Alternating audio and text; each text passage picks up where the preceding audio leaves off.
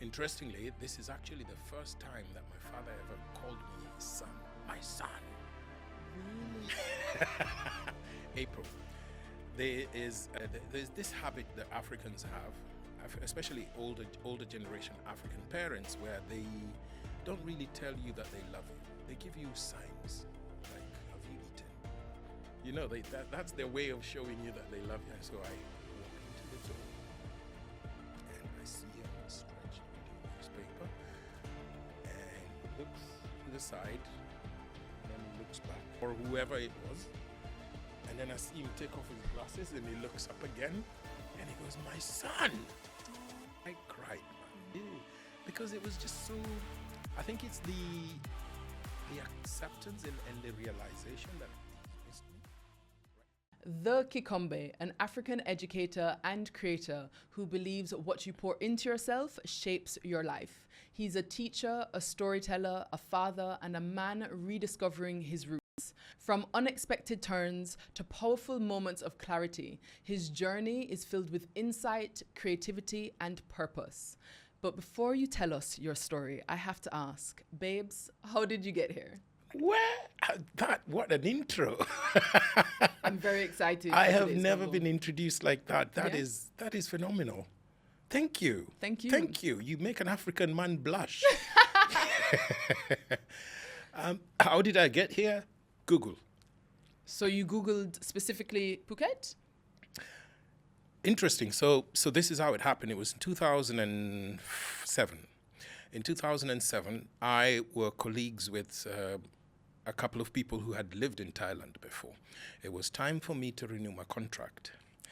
And what they said is, you look like a very interesting person. You're excited about international education. You're excited about international experience. Have you thought about working elsewhere other than Africa? Okay. I was living in Tanzania by then. Okay. And they said, well, Thailand, for example, would be a great country for you to go to, right? Because, it's beautiful, great culture, similar to East African community, is similar to East African sense of community. And the women are beautiful. And the women are beautiful. So why don't you try? And that night, I had never thought of Googling Thailand, other than knowing that there was a city called Yala, and then Bangkok, and the usual Phuket sort of, what do you call them, stereotypes. However, when I Googled teaching jobs in Thailand, what came up was very exciting. And then my journey began.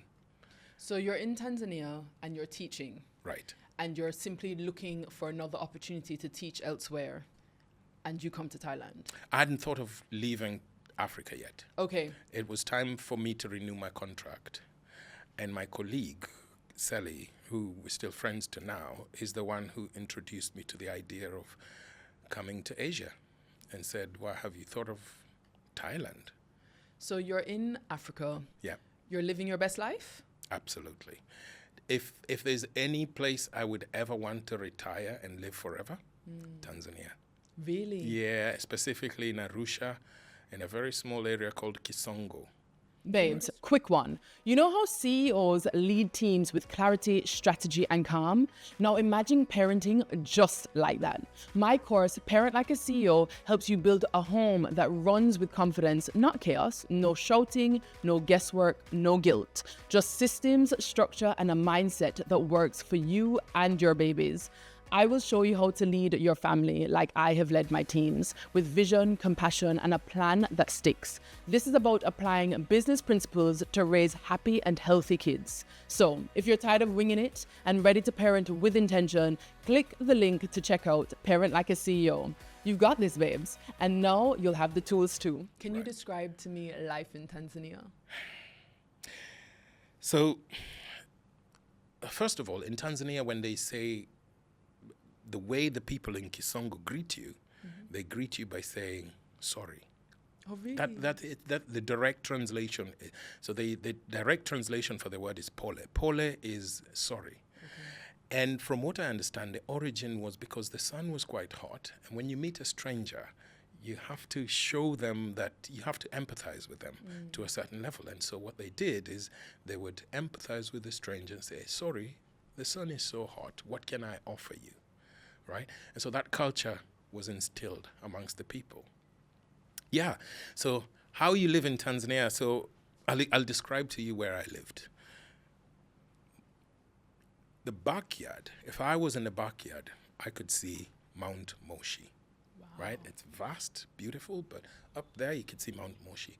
In the morning, my front yard, in the morning, the landscape overlooking the other end, you could see Mount Kilimanjaro. Wow. Yeah. In Tanzania, when I lived there, I didn't lock doors.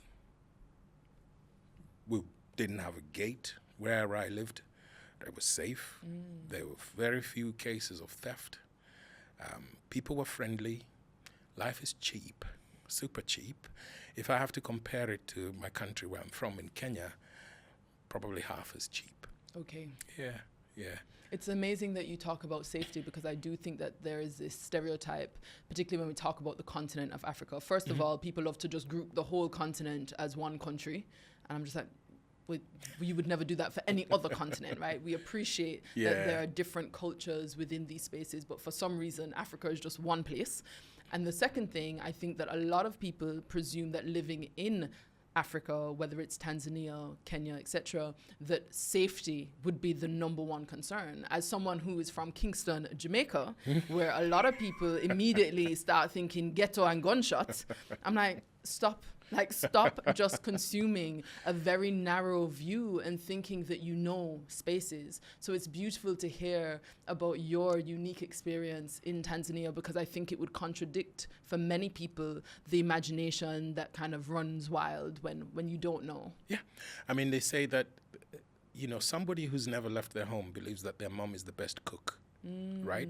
So if you've never My left... kids, better believe that I'm the best cook long after they move home. No. My mom was the best cook.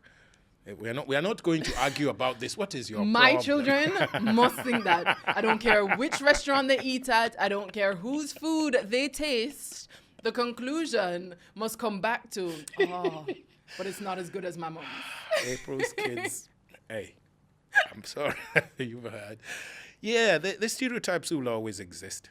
I, for the longest time, I had the stereotype that if I ever moved to America, I'll get shot. Safety. Yeah. When it comes to safety, I've always looked at it this way. If you go to a country and you can see kids riding their bikes in the evening, and you can see a woman walking towards you, but they don't cross the road and clutch their bag as they walk by, they actually smile past you and go, then there's a level of safety there, and there's a level of community there that you can accept. Right?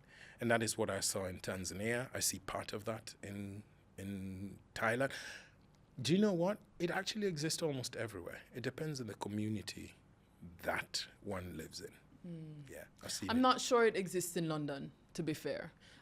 My children were born there, and from a very young age, we always say "Faites coucou," which is wave, and they would always wave and blow kisses at everyone, right? From the pushchair. Right. And 99% of the time, they would be ignored, or people would see them and just turn the other way. And that's when you're less than 2. And I always say, I feel like a part of your soul must have died for you to have a child trying to interact with you and you not find the ability to just share in that moment. So I would strongly disagree with you that it happens everywhere. I wish it were true, but from my experience, particularly in the UK, it's not the case. Because you've explained and painted a picture from the point of view of a kid, I actually agree with you.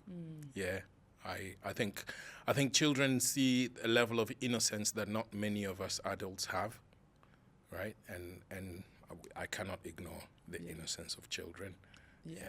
I think that is one of the beautiful things about being in Thailand, just as a tourist, that there's a true love for children. You know, as a Black person, when I travel, one of the things I think about is how will we be received?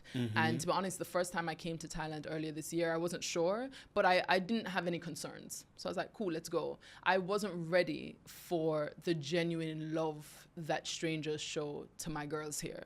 And for me, that is a true, characteristic of any community that I think is precious. You know, you have people where I'm trying to tip you after dinner and you're not taking my tip, but you're going to find hair clips.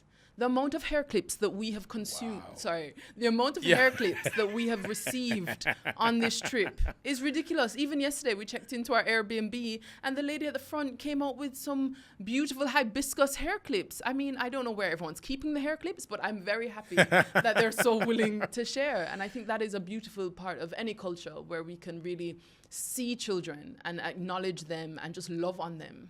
I agree. I think Thai people do it different.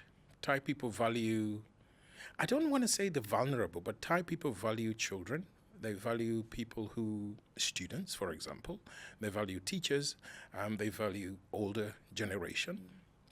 And one experience that I thought was very exciting was one time we were coming back to Thailand and we had just had our second child. So the older daughter was sickly. I think she had a flu or something. And so we had to carry her throughout. And she was quite heavy. And then the younger one was fidgety. She's traveled, ears haven't popped, probably jet lagged. I'm not sure. But interestingly, when we got to, for example, when you got to check in, flight from Seoul, it was Seoul to Phuket, you don't line up, They would just say, families traveling with young kids, yes, you get first priority. You just get the same priorities to board as those on business class and so on and so forth. Then you get to immigration, it's the same thing. They see you with a child and they go, hey, you may proceed and go forward. Then you go to get your luggage. You already have somebody to help you with your luggage. It might look like a small thing, but it gives you reason to come back.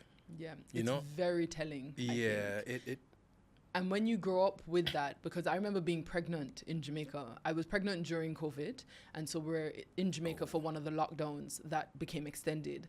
And Jamaica was the best place for me to be pregnant because, again, the way our society treats the most vulnerable, it is just incredible to experience. And obviously, I've only been pregnant once. So yes, I know Jamaica from a just general kindness, but I don't know it from this experience. And I would go in to, go to the supermarket. I would literally have two things in my hand, not heavy, not like a big basket. And the lady who's at the cashier working says, no, mommy, take my seat. I'm like, no, it's okay. It's two things. I can't work here and you stand up in that the line. Take me seat. I said, all right. And I just sat down. And that was it all the time. Whereas again, to contrast my experience in London, where you have to wear a badge that says baby on board when you're going on the train, because as soon as you step onto the train, everybody's eyes go down and all of a sudden no one can see that you exist because nobody wants to give up their seat. And you see this play out where people are like, well, I didn't get you pregnant. Why are you on the train? Why don't you get your... I wasn't there. Literally, why don't you get your partner to get you a car? And this energy around just being mean is something that I just don't understand. And I think that as we, move in certain directions in what we would describe as the West, I think that when you have lived a very different experience, sometimes you know that it's not quite right, but when you go back to where your soul feels comfortable, you're actually like, it definitely wasn't right. That's true. Whatever, Trevor Noah, he says it very beautifully. He says that as the economy grows, as we become richer and richer, we lose community. And that's true. And that if you have to describe what your experience in London, where you have to put up a badge and then to show that you're pregnant, I can remember growing up when I was younger, where a pregnant woman was adored. A pregnant woman was like a symbol, like a crown of the community, because people knew that they were growing their community and the society. Wow, crazy. Things change. But you take me back to Tanzania, and yes, it sounds like you were happy. And so my question is, why did you choose to leave?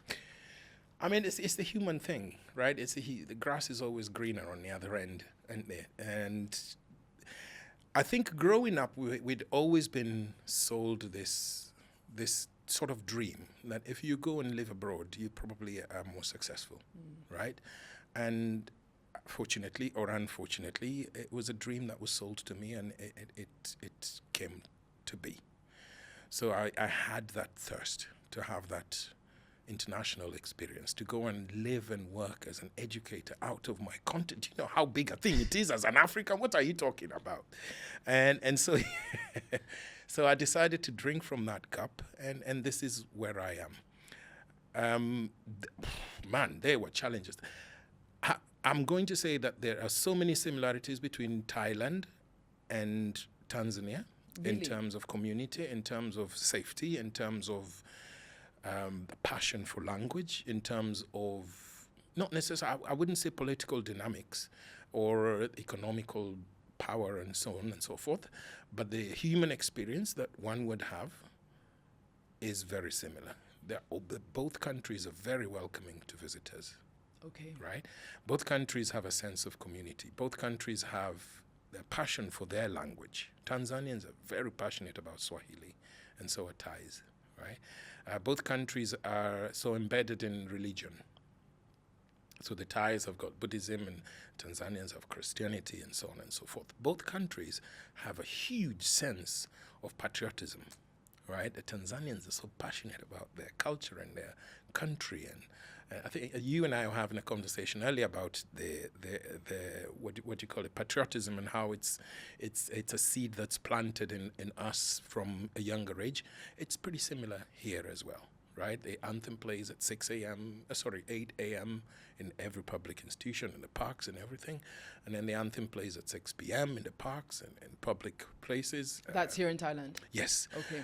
If you go to the cinemas, before the film starts, I don't know if any other place you know does this. Before the film starts, before the movie starts, they will play the national anthem. In Thailand? Yes, that's right. So And we everybody do stands exactly up. the same in Kingston. What? Exactly the same. And it's only after leaving Jamaica that I realized how the brainwashing started so soon, that Jamaica is the best place ever.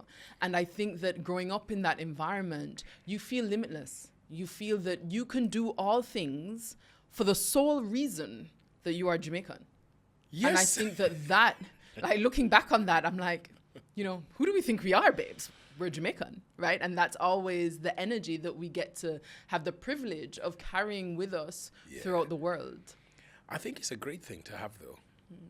I think when you look at how we lived our lives, when we look at how we live our lives and the situations that most of our communities and societies have been through, colonialism and issues like that, the most important thing we have left now is our personality and ourselves, our sense of being. Identity. We can do it. We can do it. Yes, identity. We can do it.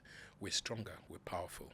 Do you feel that you identify as Tanzanian or Kenyan? Kenyan. Kenyan. Okay. I was born and raised Kenyan. You know what? I have a Kenyan passport, right? And that to me is the what I would term as the identity was put on me, right? As time progresses, you realize that there is more in you than just that one nationality or one country that you are given, right? There's so much that being a global human being can shape you to become later, right, in life. But yeah, I'm Kenyan. Hey, what are you talking about? So you're in Tanzania, you apply for jobs online. Yes. And you get accepted for a position here in Phuket? Very easy like that. Can you Really? imagine? No. Oh.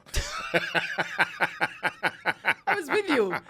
I was like, okay, so I can get one too? Sorry. I was going to go to Google. No? No. Oh my gosh. Tell me how it works. Put your seatbelt on. Now, you get on Google, you apply for a job. Of course, there are those people that will respond. There are those people that will ignore. And then you'll get that automated response and so on and so forth. One particular place responded, and they were excited about me. And then they said I could go to, you get on an interview. Skype was coming up then, right? And so I could get on an interview. We didn't have internet, so I had to go to an internet cafe. Okay. I don't know if you've been to an internet cafe in Africa. It is the truth. What do you There are mean? those people that are... everything happens in an internet cafe in in Africa. There's those kids that are playing their video games there. There are those people that are talking to their partners. There's somebody who's open to their business and so on and so forth. And yes, I did my interview there with my headphones, and then they seemed pleased with me. And then I did another one, who also seemed pleased with me. And I think I'm not sure, they felt like they needed to probe me further. Okay.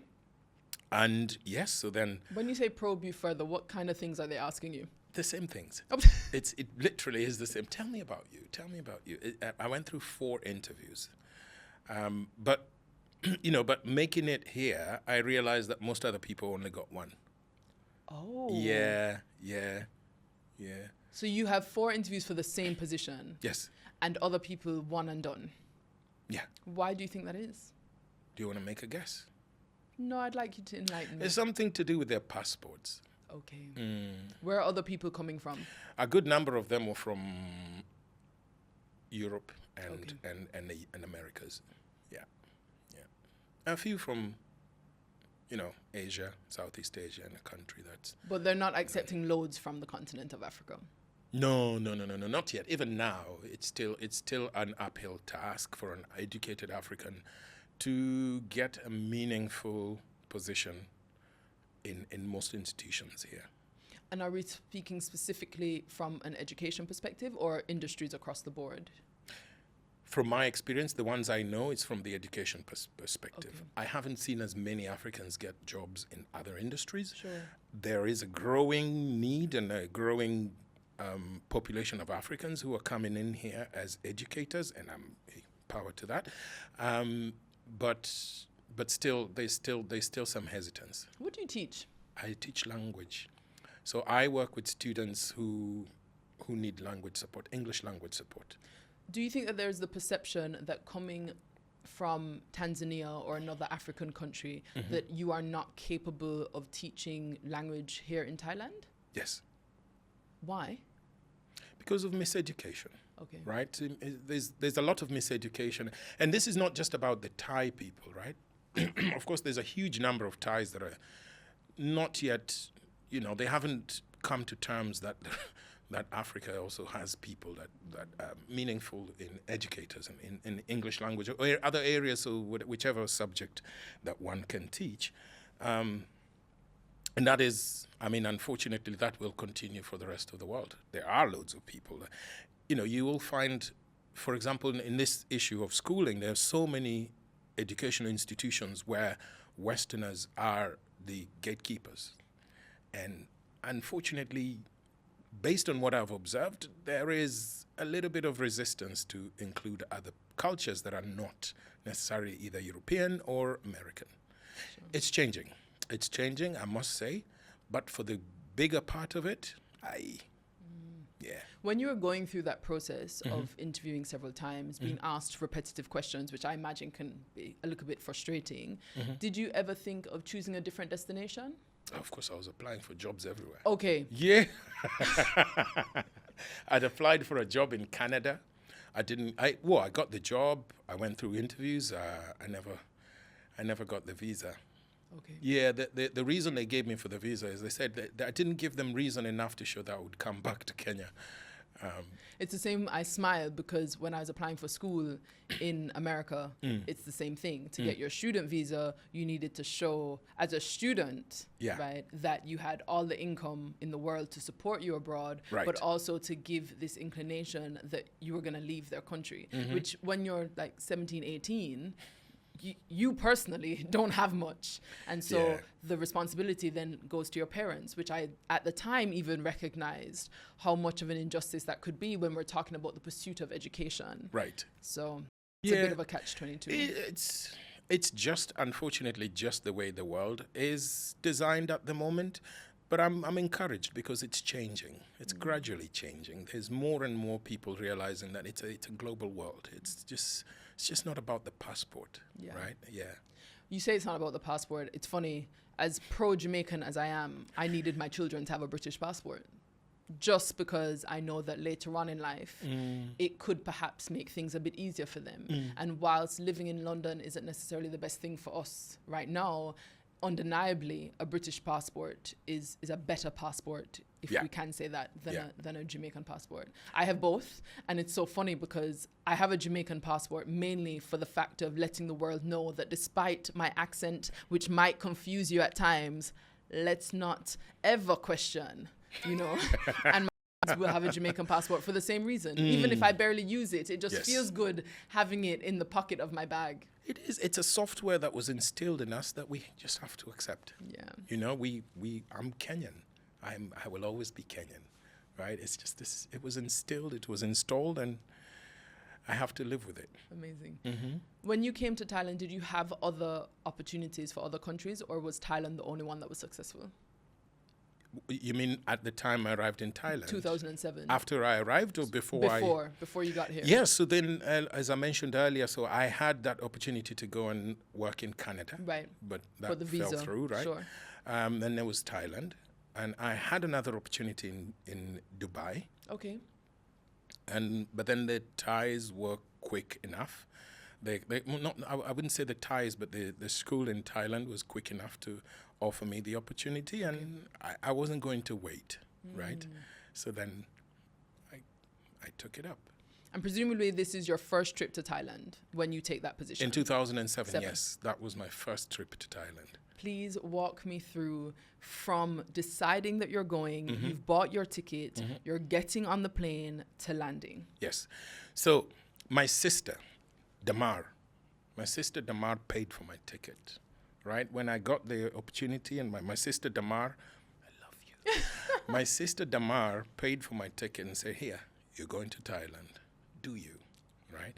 Of course, I announced to my friends, my family that I was leaving, and then it was time to go. At the time, I was seeing this lady.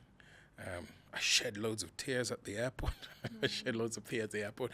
The lady who was, when I was checking in, the lady who was looking at my paperwork was like, why are you crying? I said, I'm leaving my home. She said, you come back, relax. How old are you? I was 20, goodness me, 26, 20, okay. 25, 26. Young, fresh, lethal, you know, like. Yeah, and then so I show up, I land in Thailand, I see a sea of yellow. Everyone is wearing a yellow shirt. And I go, hang on a minute, what? I was wearing a Kenyan shirt with a white Kenyan shirt with a flag, because we have to show that we're Kenyan, right? And so everybody around me is wearing a sea of yellow. I had just arrived, and they were about to. It was the year that the late king was celebrating, I think, 60 years of 60 years in was it his 60th birthday or 60 years? Yes, 60 years as king of the monarchy.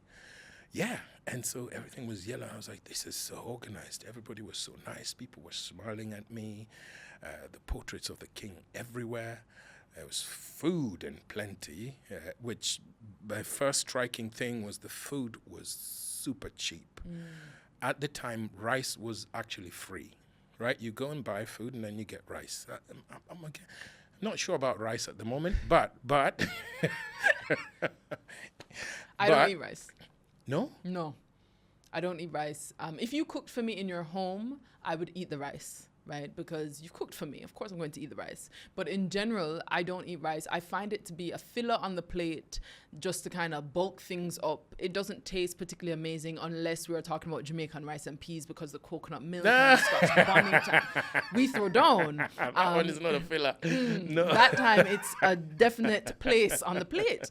But in general, I would rather have more vegetables. I would rather have some grains, or like if I'm thinking of just a simple carb, I would rather have pasta to rice. And being a Jamaican and getting like your box lunch, which is always rice, right? It might be fried chicken, curry goat, curry chicken, but there's always rice in a box lunch. And you tell the lady, could I get no rice, please, and just some extra veg? What do you mean you don't eat rice? Yeah.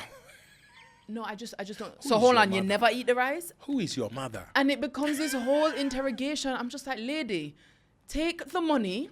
Yeah. I will pay extra, but I don't want rice, please. And it just, brain does not compute. Rice is such an essential part of Jamaican culture. Similarly, coming to Thailand, rice is with everything. Yes. Every time I place an order, I will order veg, I will order all the dishes. Oh, you want some rice with that? No, thanks, I'm fine. And there's a moment of, really? But luckily they don't interrogate me in the way that the Jamaican lady will. But there's definitely some misunderstanding. My children, on the other hand, their blood is clearly Jamaican. They also are Chinese. Right. So they are back to their roots with the rice and they love it. But yeah, I just don't eat rice. That is a shocker. But yeah, if you ever come to our family, we'll make you ugali. Okay. And ugali is maize meal. That is also grounded maize meal Right. that we kind of grind it and mix it up with water, make sort of a paste. Okay. It's similar to fufu, but it's ugali. And we eat that with beef stew. It's the truth. It's the truth. It hits your spine and your bone marrow all the way. Love it. First taste. Amazing. And you said it's ugali. Ugali, yeah. Ugali. Yeah, ugali. So ugali, some people would call it sima. Sima. Yeah, sima. It's made out of maize flour, corn flour. Some people make it with millet and sorghum. Okay. Yeah, and then mix it. Some people would make it with maize flour, mix it with cassava. Oh, we love cassava. It's Yeah. truth. It's Manioc. You see? Cassava is manioc. Manioc. Mihogo, we call it. Okay. Mihogo. Mihogo. Yeah. So you get here and the food The takes you food is great. The people are nice. They stare at me a lot. They're excited about my skin. They're excited about my hair. So the stare isn't with malice. It's a curious stare. Of course. Okay. Yes, the stare is not because, hey, they're just excited. They're looking at you like, hey, look at your hair. It's so soft. And they always have this fascination with my skin. So smooth. Yeah, so that was a shock for me. I got used to being stranger. I got used to being a stranger, but very helpful people around me. A particular case I remember very well. In my first house I lived in a beautiful house somewhere in the outskirts of Bangkok. 2-bedroom house, quiet, overlooking a rice fields. It's quiet. And when I moved in, I did not realize it would be that hot. The heat here is no joke. The heat is heating. It's real. Yo. So then I moved into this house, and my neighbor there, Mr. Mann, I think he was a cop back in the days, but spoke very little English, but we we found a way to discuss. I had a small little dictionary, Thai English dictionary, because I didn't have a smartphone back then. It was the analog phone. And there was a night, I think the second or third night, that he found me sat outside. It's like 1 a.m., sat outside just thinking about my life, thinking, why did I get... Because it was too hot to be in the house. I didn't have aircon on. It's a huge, spacious house. And he came to me and he says, you okay? I said, jet lag. And he was like, is it hot? I said, yes, it is hot. He said, very hot. Yeah, so he just went back to his house, got me a fan. The next day, he got me 2 or 3 hand fans. You know those little fans that you can put in your hand? And then, and then every single day was just a day of bringing me food and neighbors bringing me rice and things like that. There were always those that would come outside my house and stare and stare and stare, and then they would wink and like wave and then go away. But it was just that kind of shock. Yeah. Being a stranger, when you have described that in Tanzania you felt such a strong part of community, can you explain what those early times, before you created a community of your own, what that felt like? You were, in your 20s, this is the first time you're so far away. Yeah. And I can't imagine what you were going through. Yeah. I think it was frustrating at first. At first it was frustrating because you're scared. Like, if you go to the market and you can feel the eyes probing into you, there's a level of discomfort that you obviously have. And I had that discomfort, but I don't know. There's something about me that the older I get, the less I care what people think about me, right? And I've always believed, I learned that from my sister. And my sister told me that what anybody thinks about you, whether it's positive or negative, it's their problem. You do you. what they think about you is their problem. You do your life. Is your sister older than you? Yes. Okay. Yeah. She sounds like she has a lot of wisdom. Well, I've got loads of sisters. We're from a big family, so yeah, I get advice from most of my older sisters. Yeah, it's two of them, Damar and Susan. Yeah, so they two raised me. Okay. Yeah, they raised us big time. And when you're here, it's the early days before we can just jump on WhatsApp or, you know, how are you keeping in touch with home? Email. Is email, and then Facebook had just, was picking up. So obviously people got onto Facebook. High Five. I'm not sure if you remember High Five. No. Yeah. So High Five.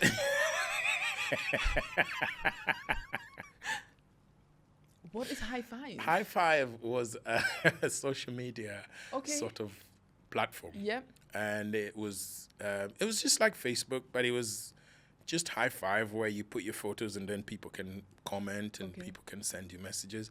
They all had this other one called MySpace. Yes, Yeah, I remember it was MySpace. started by this guy called Tom, who was always smiling, and he was friends with everybody. Okay. So we used that. And then gradually, of course, there was Skype as well, but Skype was tricky because you had to have an appointment and say, hey, let me meet you at this time. And so that's how I mostly kept in touch. What's the with time family. difference between Thailand and Kenya? It's just 4 hours. Okay. Yeah. So not bad. No, not bad, not bad. To this day, a good number of communication is WhatsApp. There's Facebook. Now there is Instagram, and The first time you go home after you're working here in Thailand, tell me, where are we flying to, and what's the distance between the time that you have arrived and you choose to go home? This is interesting. 2 years. So Okay. 2 years after 3 years after I arrive in Thailand, I go back home. And interestingly, this is actually the first time that my father ever called me his son. My son. Really? Yay. Now, But by this time, you're like 30. of course, And it's the first time that your dad ever says, my son. my son. Yeah. I need answers. I don't understand. I have all these questions. Put your seatbelt on. April. There's this habit that Africans have, especially older generation African parents, where they don't really tell you that they love you. They give you signs, like, have you eaten? That's their way of showing you that they love you. Have you done your homework? Yeah. And so they have this kind of, I don't know if it's just the way they were brought up. I don't know if it's a colonial hangover that they have of being tough. Yeah. And so that's how our parents raised us. Our father, my mom told us she loved us, but my father, for some odd reason, I do not remember. Okay. So anyway, he wasn't expecting me. He sat in the living room reading a newspaper, because I didn't tell them I was coming. It was meant to be a surprise. And he's reading a newspaper. He wore glasses like mine. And I didn't knock, because I knew at that time, around 7 p.m., they haven't locked the door yet. Okay. And so I walk into the door, and I see him stretched reading a newspaper. And he looks to the side, and then he looks back. I think he thought I was my brother. Okay. Or whoever it was. And then I see him take off his glasses, and he looks up again, and he goes, my son. No. Oh, have you ever cried? Yeah. I cried, man. Really? Cried. I cried so much. Why? Yeah, because it was just so, I think it's the acceptance and the realization that he's missed me, right? My dad and I we spoke on the phone, but not as frequent, because he didn't have an email address, right? Okay. He didn't know WhatsApp or High Five or Tom's, MySpace. So just realizing that he was seeing me again. I think he almost didn't think he would see me. I don't know. I'm not sure. Sure. And he cried as well. He cried too? Oh, of course. Was that the first time you're seeing your dad cry? No. Okay. No, that was the second time I saw my dad cry. When was the first? My mom's death. Yeah. Wow. Yeah. That was the second time I saw my dad cry. When you came home? Mhm. Wow. Yeah. He cried. He nearly choked. When an Real African tears. man is Yeah. feeling it, you can see it. It was nearly dinner time, so my mom was just making dinner, and yeah, we didn't eat. Why would you eat and the dinner is already presented itself from Thailand? Yeah. That was one. It was around Christmas. So this time I've seen my dad, so I had to go and give my sisters a surprise as well. I'll share with you that video of me coming back home. And so I come home. My brother knows I'm here, so he's the one who picked me from the airport. We drove all the way to Kisumu from Nairobi and go knock on the door, and I'm really irritatingly ringing the doorbell. Ding, ding, ding, ding, ding, ding. And I can hear my sister stomping, coming to the door, because she probably thinks it's a truant kid who's coming to cause chaos. Sure. And I open the door and screams, "Wah!" And then my other sisters were upstairs, I think, and they all started screaming. I don't know if they thought there was trouble or somebody Just comes screaming down just the in stairs, case. sees me, and they go, "Wah!" Yeah. Neighbors came to help, but of course there was no chaos. So yeah. Oh, wow. Yeah. That was the first time coming back home from Thailand. I nearly never came back to Thailand. That was my next question. Yeah. How do you get received in this way, reconnect in this way, and do you still decide to leave? I think, and this is a bit controversial, but where you go and set up something that sort of sticks to your identity, it almost becomes home. Okay. It almost becomes home. And there's push and pull factors, right? I miss home. I'm lonely, I cannot connect to the culture enough. But deep down, there's a level of home that you have created, and you cannot wait to come back to it. So by this point, 3 years in, you felt that Thailand was your new home? Was beginning to be my new home.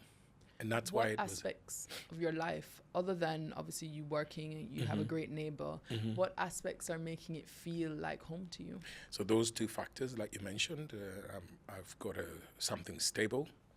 I got good friends that I've connected with here already, and I'm safe.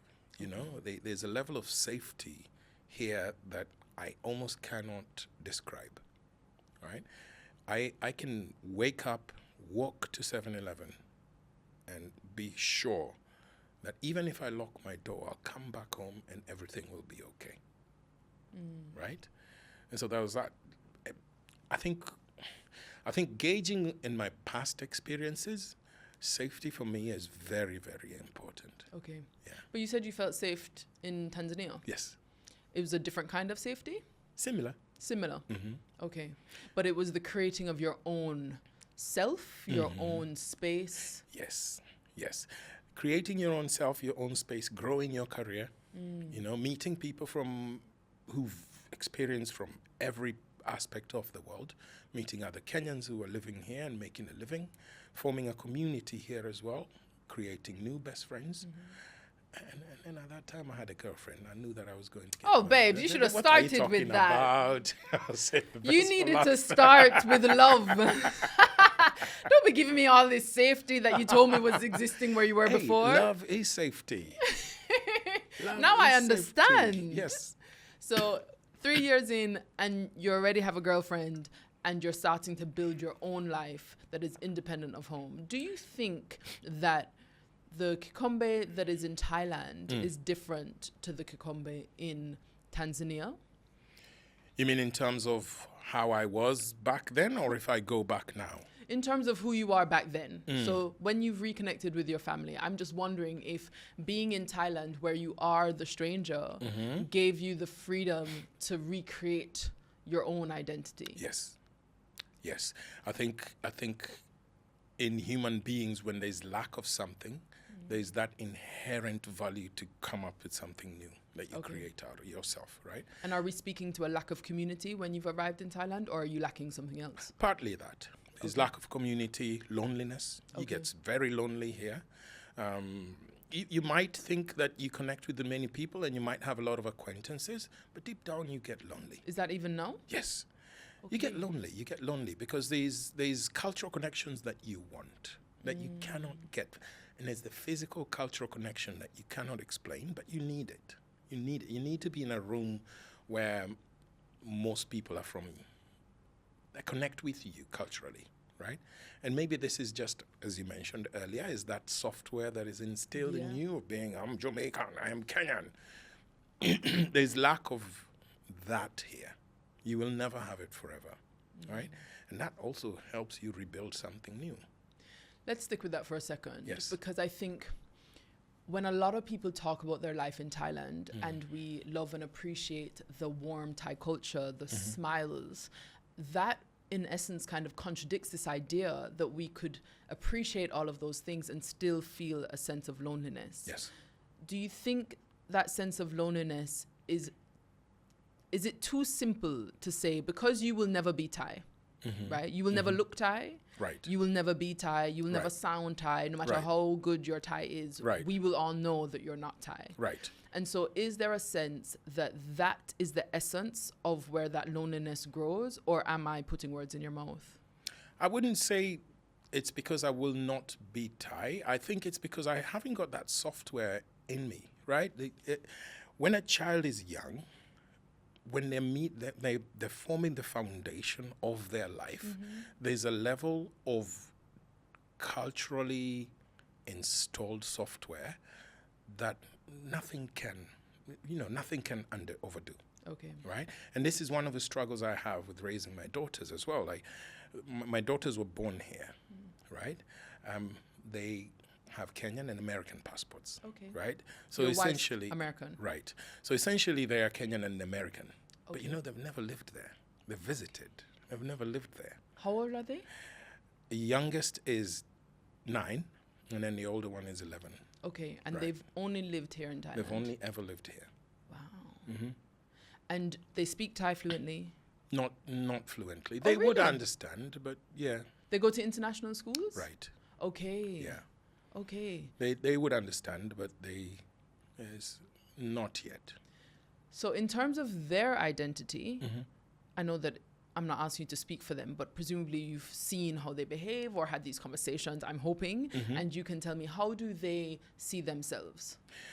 I think they will struggle, and I think they struggle even now, because first of all, they stand out, right? They stand out, they've got curly hair, they're mixed race, and that one can be a challenge, right? So I can't say I can get into their head to establish what they see as their identity, but I can see there is conflict in there. Okay. There's conflict of who am I? I live in Thailand.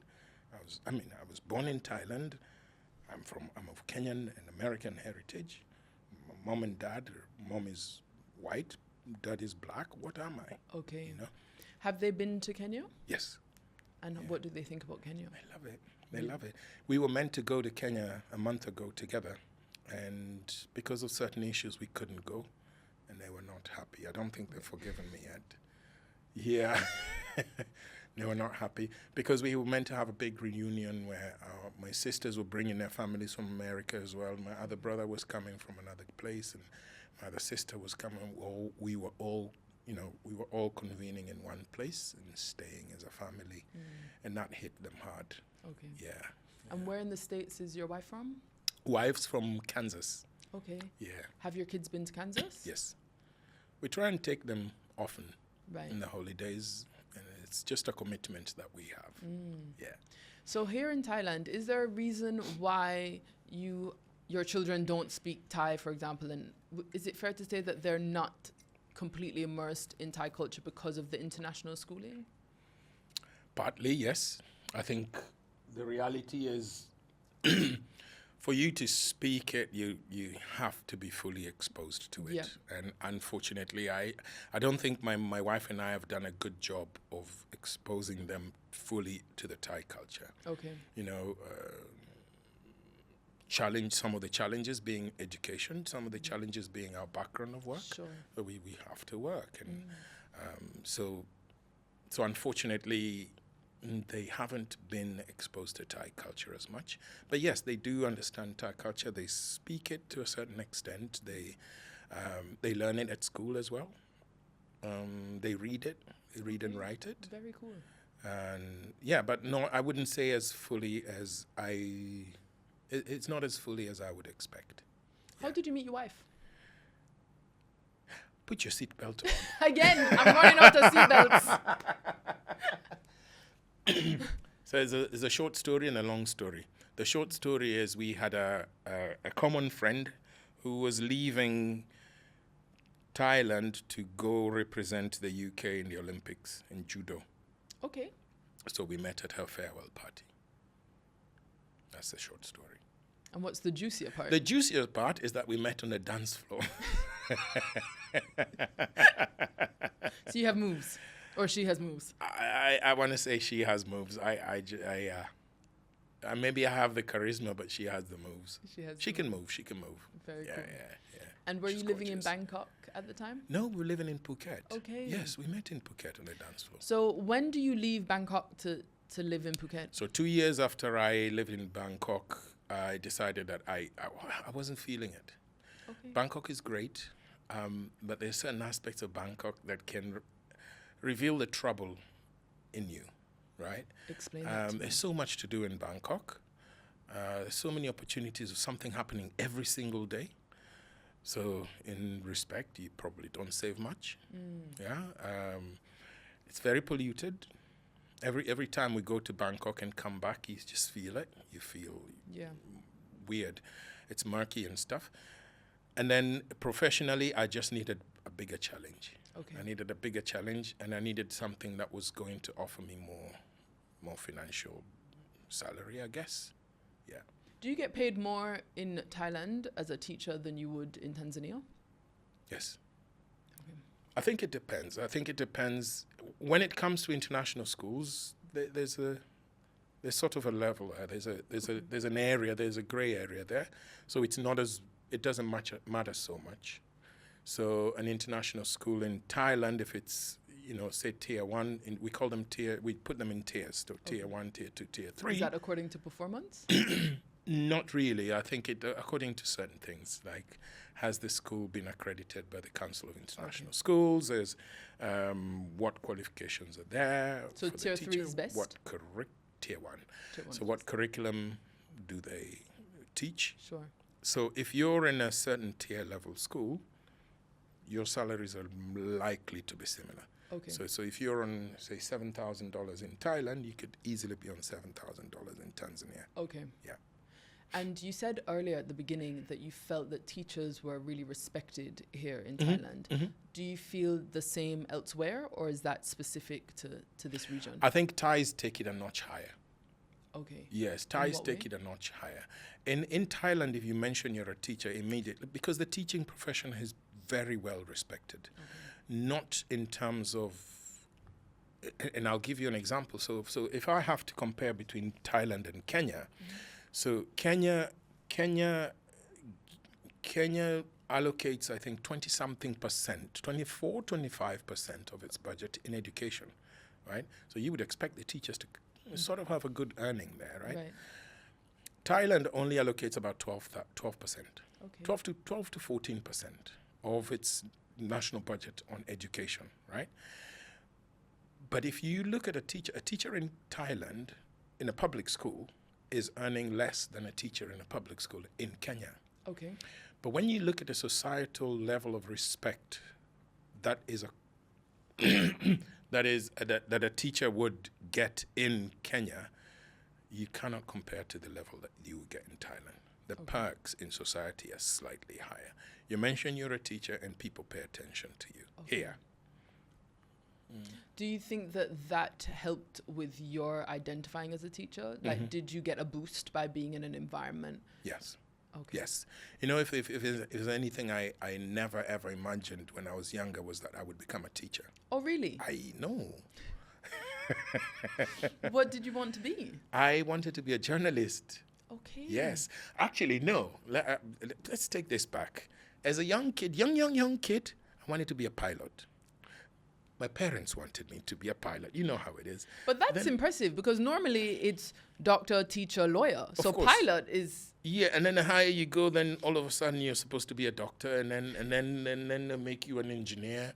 But pilot's pretty cool. Yeah, it was pretty cool. I didn't even know what a pilot was. I don't even know a single pilot my whole life, right? It's just one of those things that when you're younger, you say, I want to be a doctor. And you go, but do you know any doctor in real life? And you go, I don't know. Dr. Seuss? I don't know. So, yeah. And then as I got older, I distinctly remember in my teenage years, I became passionate about languages, and I became passionate about arts and creativity and performing arts. And I thought, you know what? I really want to be a journalist. Or I want to do something to do with communication. Yeah. And that's what I hoped to do in university. And then you went on to do what at university? Education. Yeah. Why? Now, in Kenya, the education system is weird, right? So it's not about... Your profession is determined by what you score and not necessarily what you want. Okay. So then you go to university, and because the universities at that time, we didn't have as many universities. We only had like 5 public universities, right? 5 or 6, I'm not sure. God, when I say at that time, it makes me feel like I'm older, which I am. However, so at that time, the universities in Kenya, because they didn't have as many, and there was a huge number of students that graduated from high school, they had to put certain caps, right? So if you want to be an architect, for example, then you have to score like 6 A's in your high school. And if you want to be a doctor, then it's got to be a straight 7 A's, you know, and things like that. Now, even that was not a guarantee, because there wasn't a lot of universities that were offering, you know, say that degree that somebody wanted to pursue. So for my case, for example, I wanted to study communications, and that was my first choice. Right. So my first choice was communications. At that time, it was only offered in one university called Moi University, I think. Moi, and I don't think there was any other university that was offering that. So the other option was for me to go to the Kenya Institute of Communications and so on, which was a little bit of a downgrade. Okay. Because you have to go to university. What are you talking about? Yeah. So my next option was education. And I opted for something that was sort of related to communications. Okay. So I went for education in language and literature in English. And then how do you get from Bangkok to Phuket? So Bangkok to Phuket, I applied for a job. I applied for a job at a school here that offered me a position. And then I didn't take the position because I didn't feel like it was the right time at the time. And so I continued with my school in Bangkok because they offered me better perks. And Is that because they knew you were looking elsewhere? Or that was just the trajectory of your career? You know, I'm not sure. Maybe it was fortune, or maybe there was some sort of communication that they did. I don't know to this day. Maybe they do. Yeah, and believe me not, immediately a year after, the same school in Phuket emails and says, we had communication last year. Would you be still interested in this position? Let's have a discussion. And what was different about it a year later that made you say yes? Not much. Nothing? Not much. I just thought how many times would this happen?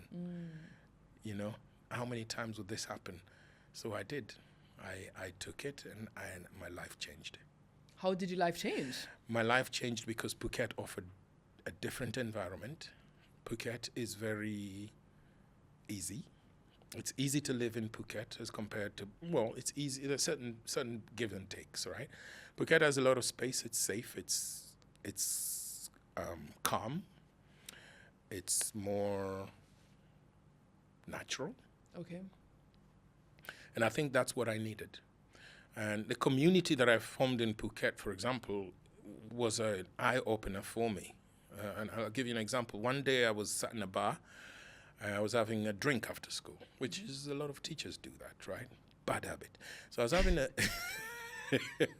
I was having a drink at a bar, and one gentleman called Billy comes to me and says, "I know you're Kenyan, right? You guys run." Poor stereotype. You guys run. Would you be interested to come and play football with us? Okay. I'd never played football, right?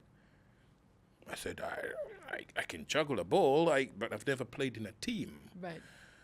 And he said, no, don't worry, it's something casual. Just show up this time, this school, and let's play football. I'm right? still stuck on the fact that he associated long distance running with good football player, because I wouldn't have necessarily even connected those two. I want to say that maybe he saw something in me, or he was just desperate for a team member. And so I did. I went and joined them the next day. I was in my beach shorts and my sandals and my singlet with some Thai thingy saying "sing ha," whatever it is. You've seen those things. And I show up, April. Everybody was wearing a kit with their name on the back, number. They had shin pads on. You know those things. Oh, it was the real deal. I was there in my sandals and socks, and I probably had a beer in my hand. And I show up. I don't even have. I thought I was coming to play barefoot because that's what we do back home. Okay. Right? He said casual. What was I supposed to do? Hey, Billy, you said casual. What is your problem? And I nearly turned back, and he called me. There's a gentleman called Josh from Turkey who offered me his boots and socks and shin pads and shorts. The and whole a shirt. kit. I can't remember who offered me his shirt, but it was so baggy it reached my knees, right? And I played in net. I was so tired. Were you good? No. Oh, no. I thought you were going to tell me you had some natural talent. I did score 2 goals. Okay. Though. Maybe by luck, and they thought they thought I was good. Right. I was too tired. I mean, 2 goals. No. You don't need to be good to score a goal in football. Now that I know what I know, you just need to be the right position and tap the ball in, whatever it is. Yeah.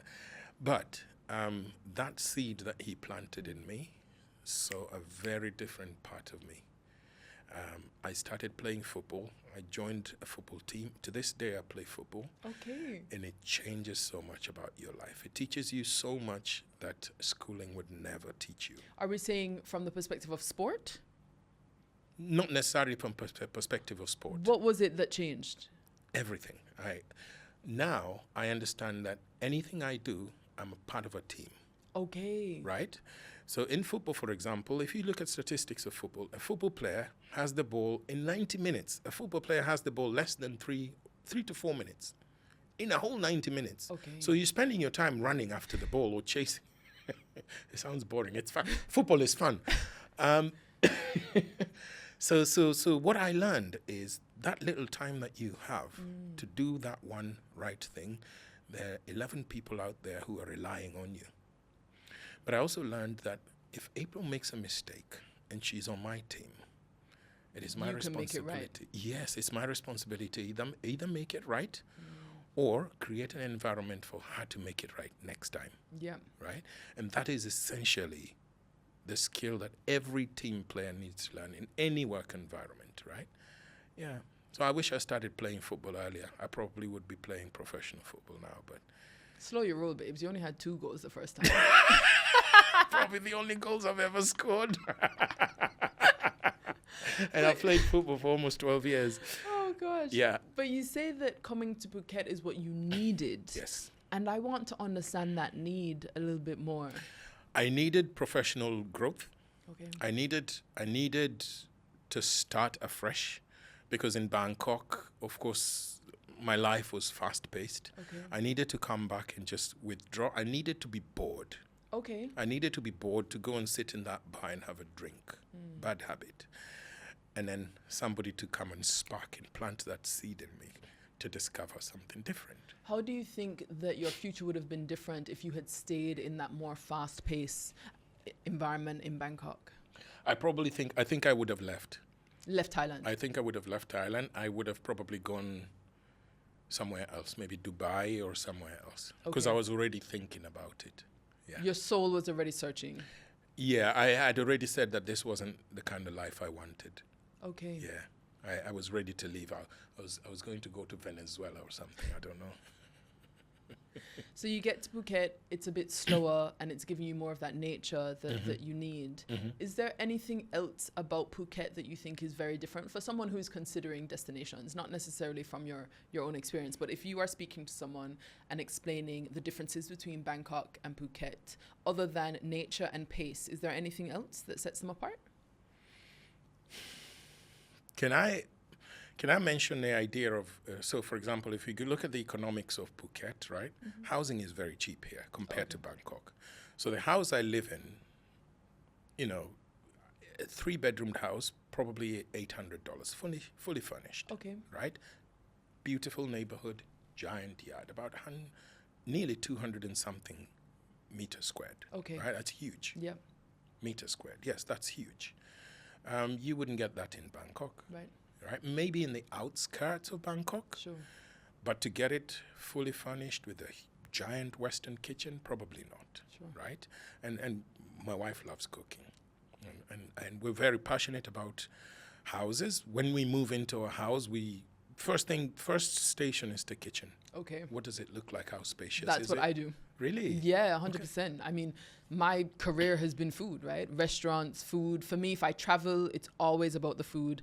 And likewise, when I look for somewhere to live, the first picture I want to see is the kitchen. So like when I was looking for a place to live in New York after finishing university, New Yorkers don't cook. Right? And so you'd have lovely apartment buildings with all the amenities, the gyms, the pools, everything. And then this little kuch-up kitchen because it wasn't anyone's priority. And I love an island. I like when I go to the kitchen, there's an island. I need like everything set out. So I need surface space. The kitchen for me is the most important room in any house. Yeah. My father told me that once. Really? He said, if you really want to know who your true friends are, if you really want to know the true character of your friend, go into their kitchen or their toilet. Yeah. Yeah, I'm with Dad on that. Which again, as you say, toilets, that's one thing that I think I would struggle with in Thailand. Really? Yeah. I don't understand the not flushing anything. Like I understand it from a pipe work perspective.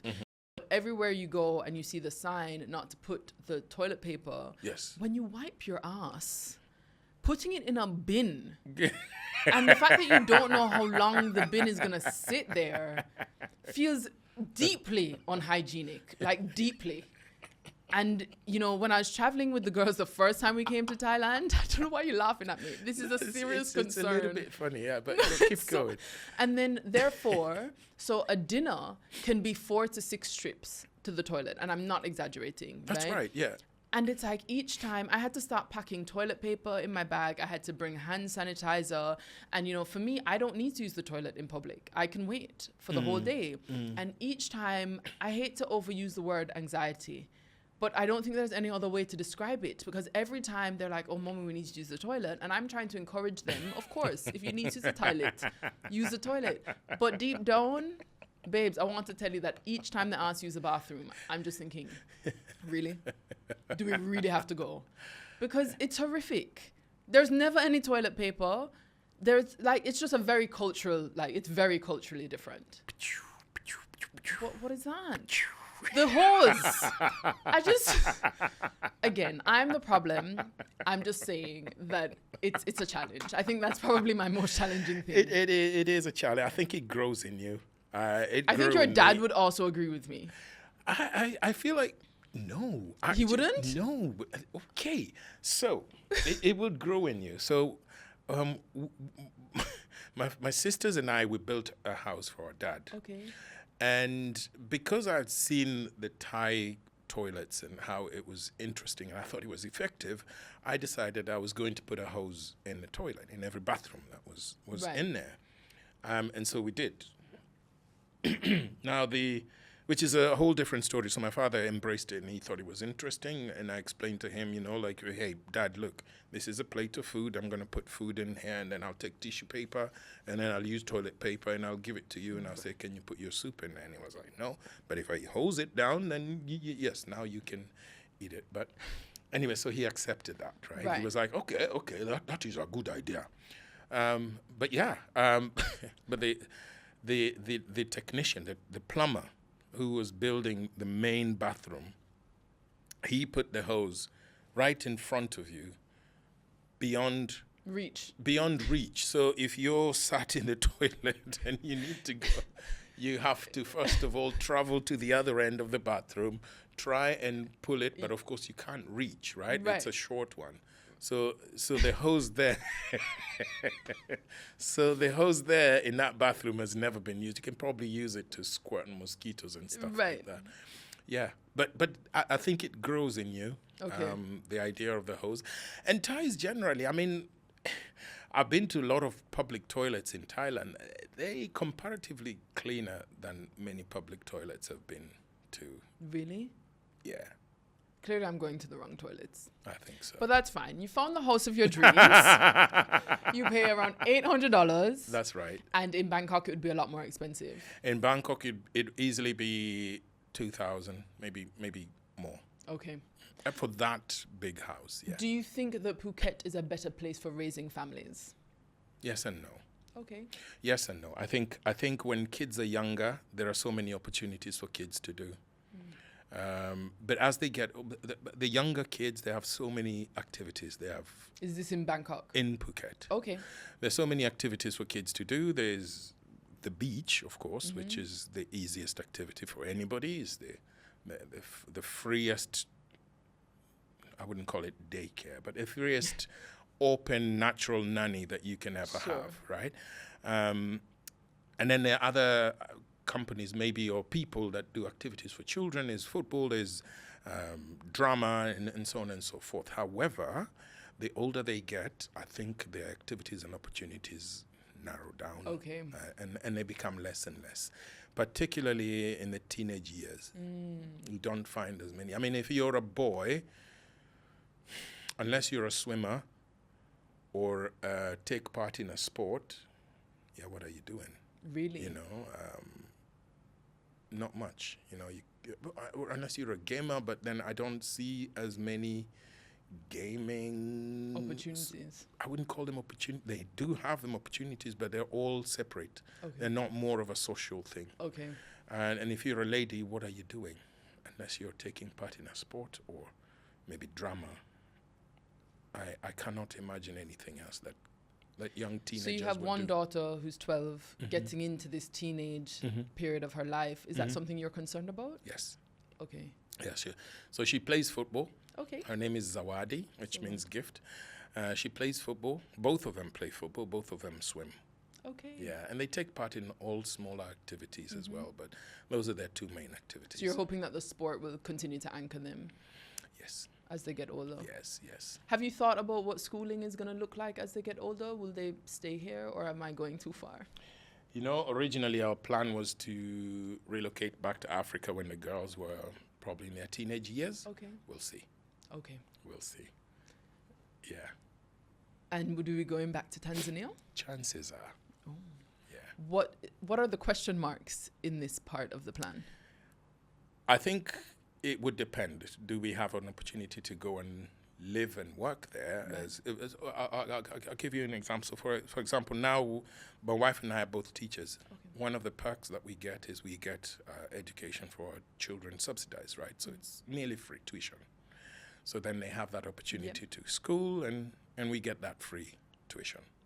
Right? Of course, we pay some money here. Sure. There's nothing that's totally free. Yeah. And if we have an opportunity like that, let's go. Okay. Was your wife already into teaching before the dance floor? That's right. Very cool. What does she teach? She teaches special education, so learning support. Okay. Yeah. And I know you said one of the things that you would surprise yourself, your younger self, is that one, you're a teacher, but you've explained that part to me. And the other thing you said that you'd be surprised that the adult you was in a mixed relationship. Yes. Can you talk me through how this happens? Just any sort of struggle with identity? You know, April, teenage me, if I looked forward in my life, if I looked into the future, I was going to end up with an African woman with a giant bottom. bottom coming from here to there, like, because that's what I envisioned. And that's what I grew up with. That's what I wanted, right? That's what I saw. An African woman who spoke in the thickest accent ever, you know? And we would have kids with the biggest lips and you know, things like that. Yes. But life changes you. Life changes you. You explore the world. Your environment shapes you. You start seeing things in other people that you otherwise would never have seen if you left. Remember I said if the child who's never left home thinks that their mom is the best cook. Yes. And then the dance floor happens and things happen. Yeah. When you met your wife, talk to me about the discussions at home with your family about you meeting. I'm presuming you dated for a while before she became your wife. Was that an awkward discussion at all, or was it open arms? Not so much. Not so much of an awkward discussion, because I think my family and I sort of have this respect, and the kind of respect we have is it doesn't matter who you're with, you do you. Okay. Right? You do you. Look, my family and I, we've gone through so much when we were younger. Right? We went through so much when we were younger that by the time we got older, let's just be happy. Let's focus on being happy. When you say you went through so much, is that amongst your siblings or just your entire family unit? The entire family. So we grew up poor. Okay. Not very poor, but poor enough. So poor that you'd go to bed hungry and expect not to have breakfast the next day. So that's extremely poor. We had a lot of facilities around us. Unfortunately, that doesn't relate to what you get in the house, right? So yeah, and then we came to a point where we lost our mom, and our mom was a big backbone in our family. How old were you? I was 14. Okay. 14, turning 15. So I wasn't 15, yes, 14 exactly. Sure. Yeah, so I'm 14, just joining secondary school.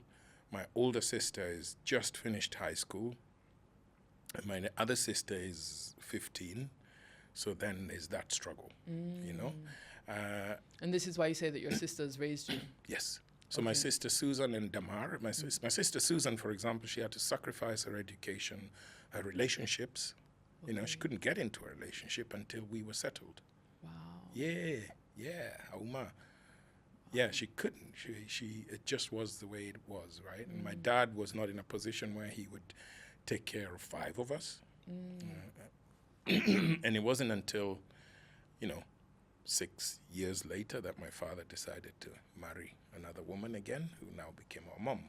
Right. Right?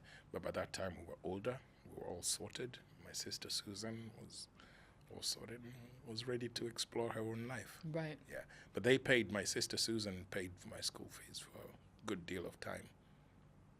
Yeah, at a very young age. Yeah, 20, 21, paying fees for people. It's a tall order. It's funny because you say these things and I think of the challenges that we have now, and somehow they seem so trivial. You know, to be that young and to have to fill in and step up and fill spaces where your mother, that I can clearly see everybody loves, right? And you have to sacrifice so much of yourself when you yourself are a child. And not abandon those people. She could have easily said, you know what? You guys, you do you. You have your dad. I'm of age. I can go and start my own life in another city or another house. Yeah. Wow. She stuck and raised us and got us food and made sure we were fed. And we fought, we laughed, and we emerged. Yeah, we love each other. Like right now, the kind of discussions we have, we know how far we've come. Yeah. So when it comes to having that conversation with our family, it wasn't. By that point? No, by that point, we've talked about everything that it doesn't matter. Do you think that you can have the bond that you describe with you and your family now without the struggle? The reason I ask this is my dad is my favorite person, right, in the whole world, my favorite person. And majority of the time, everything's been amazing. I'm the favorite. It's all good. However, we have had to go through some deep lows together. And I feel like because we have been through those deep lows, we're able to talk about anything now because there's just no going back to that bad. And I'm not sure if our relationship would be as tight had we not. And when I say loads, I don't mean, I'm not talking to you for like, no, I mean like no speaking for 9 months, no communication, right? I mean, me ending up in hospital for a suicide attempt based on things that he has said. So like some serious things. But I look back now and I don't think we would be able to be authentically close. And the reason I say authentically is because a lot of people say they're close to their family. And I'm like, are you really though? Because your behavior doesn't say it. And I think we sometimes presume because of the title of our roles, whether that's father, son, brother, we presume that there must be a closeness where actually we're all individuals, right? Like, yes, my dad is my dad, but he's also his own person. And I'm not sure that our relationship would be as it is now. Actually, I know it wouldn't. It wouldn't be as close had it not gone to those lows. I mean, I liken it to soup, right? Okay. Like if you think about it, if the soup is so plain, why would you remember it? But think about the spiciest soup you've ever had. That's the one you remember. Sure. Yeah, the hot and spicy and it's got everything. That's the one that will always stick to your head. If you're just given soup, chicken and salt, it's just soup with chicken and salt. So you have a lot of depth to your family soup. I want to say so.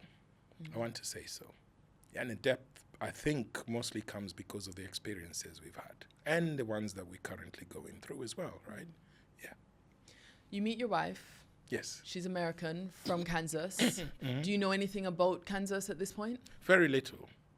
I mean... What do you know? The usual, I don't know anything about Kansas. The usual stereotype, unfortunately. What are the Kansas stereotypes? Wizard of Oz. Oh, is that Kansas? I know nothing about Kansas. So but very little. And I did my best not to mention it, and I did not. I to this day. So people don't know a lot about Kansas. It's fair to say, right? I think there are loads of people that don't know about Kansas so much because I don't think Kansas is so much out there as New York or Los Angeles or Texas. Kansas, they just want to live their life. Right? They just want to go at their own pace. And they just chill. Yeah. So I met her, and. Are you both looking for partners at this point, or are we just enjoying? I wasn't sure. Okay. At the time, I wasn't sure, and in fact, there was a time I nearly left Thailand. Sorry, not. I nearly left Phuket to go to another place because of a job opportunity. And I just... And this was after you guys have met?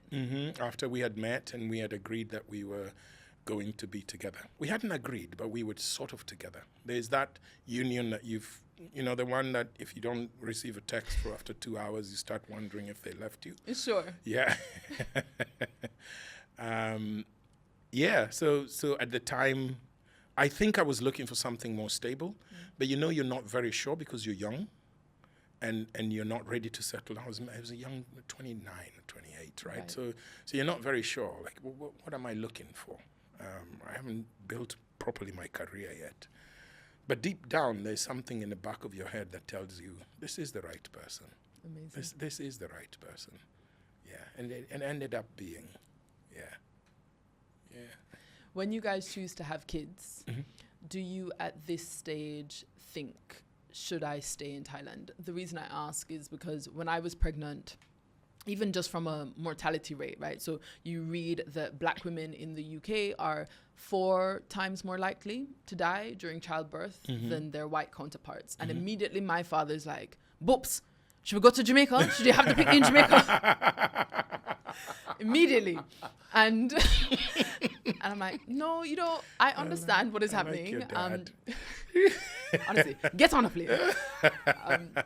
But I was confident that statistics, I love a statistic, but there's often a lot of story behind a statistic. And I was confident that should there be any issues during my pregnancy, I would be able to advocate for myself. And that's a whole nother story. But my point is that from the day I had birth, I knew that I did not want to raise my children in London. Like I knew that I wanted to give them the opportunities and more than what I had. And I grew up very privileged, you know, in Jamaica, thinking I could be anything.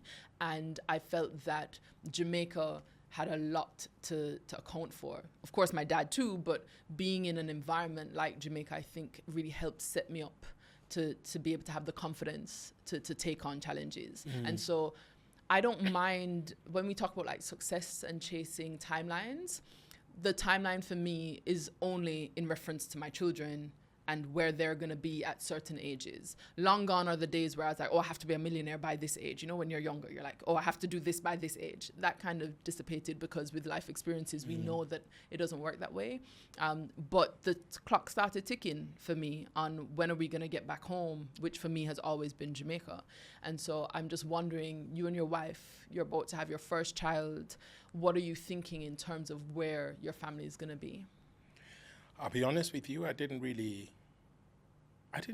first of all, I think your kids are very lucky. Yeah. I think your kids are very lucky and they're very privileged to have somebody who's seeing that futuristic, to have such a future and a definite plan for them. I think that's commendable. And I wish I had that. You know, I honestly wish I had that for our younger ones, but we're here now. So, but to answer your question, we didn't really discuss it. We did not discuss it. I think we were just stuck on the moment that we were having a baby. First, we were just excited. We were married, you know. This is happening, you know. And then immediately after, there was a baby, and then that's life now began to happen. How long after you got married did you have a baby? Very, very quickly really? after. Now that I think about it, I wish we waited a little longer. Okay. But it is what it is. Yeah. I wish we waited a little longer, explored life, traveled. But we got our firstborn. We were lucky because, I mean, as you mentioned, there's statistics from that saying that is it 4 out of 10? Yeah. Black women. So 4 times, four times more likely to die. A black woman is 4 times more likely to die during childbirth in the UK. In the UK. So we were fairly lucky here because we understand that the health system here is fairly reliable. Okay. As compared to what it would be in America and what it would be in Kenya. So that comparison for us was more reason not to even think about moving further. But having said that, if I had to do it again, there would be something that we have a discussion about. Sure. Yeah. And then you're raising your 2 daughters, and I'm wondering, how did fatherhood change you? A lot. Fatherhood changes you a lot. I'll give you an example. For example, when my wife became pregnant, that's when I decided I was going to do photography. Oh, I didn't know you did photography. I do. Okay. So, yes, I do. So, I only have maybe 2 or 3 pictures of me as a child. I actually only have 1 of me as a baby. 1. I was taken in 19, I can say that. I was taken in 1981 somewhere, and I'm a 7-month-old baby. I could barely sit up. My mom used to call me Big Head because it took me so long to sit up. And that is a photo of myself I have. You really grew into your head because it doesn't look big. It's just the hat. Then I have another one of me in a giant afro. And then the next photo I have of me is a young kid of about 11. Okay. So there's a gap there. Right. And I remember my wife being pregnant, and I'm thinking, I got to offer something for my daughter that is different. And I said, I'm going to take photos. I'm going to document their growing up and try and showcase something different. So then I have something that I can say, hey, this is you when you were younger. I love that. And so I began photography, and I never looked back. So now my phone and my camera is full of my daughter's pictures to a point that it's annoying for my wife. They all appreciate it later. My sister doesn't like taking pictures of herself. I think most people around me don't really like taking pictures of themselves. Agree. And when it was my dad's 70th, birthday, I decided to plan a surprise birthday for him at one of my restaurants. And it was really inspired by a customer. We had hosted her mother's 75th, and I saw this big celebration at the restaurant, and I planted that seed. I was like, yep, I'm definitely doing something for my dad. And my dad doesn't like big birthday celebrations. It's not his thing.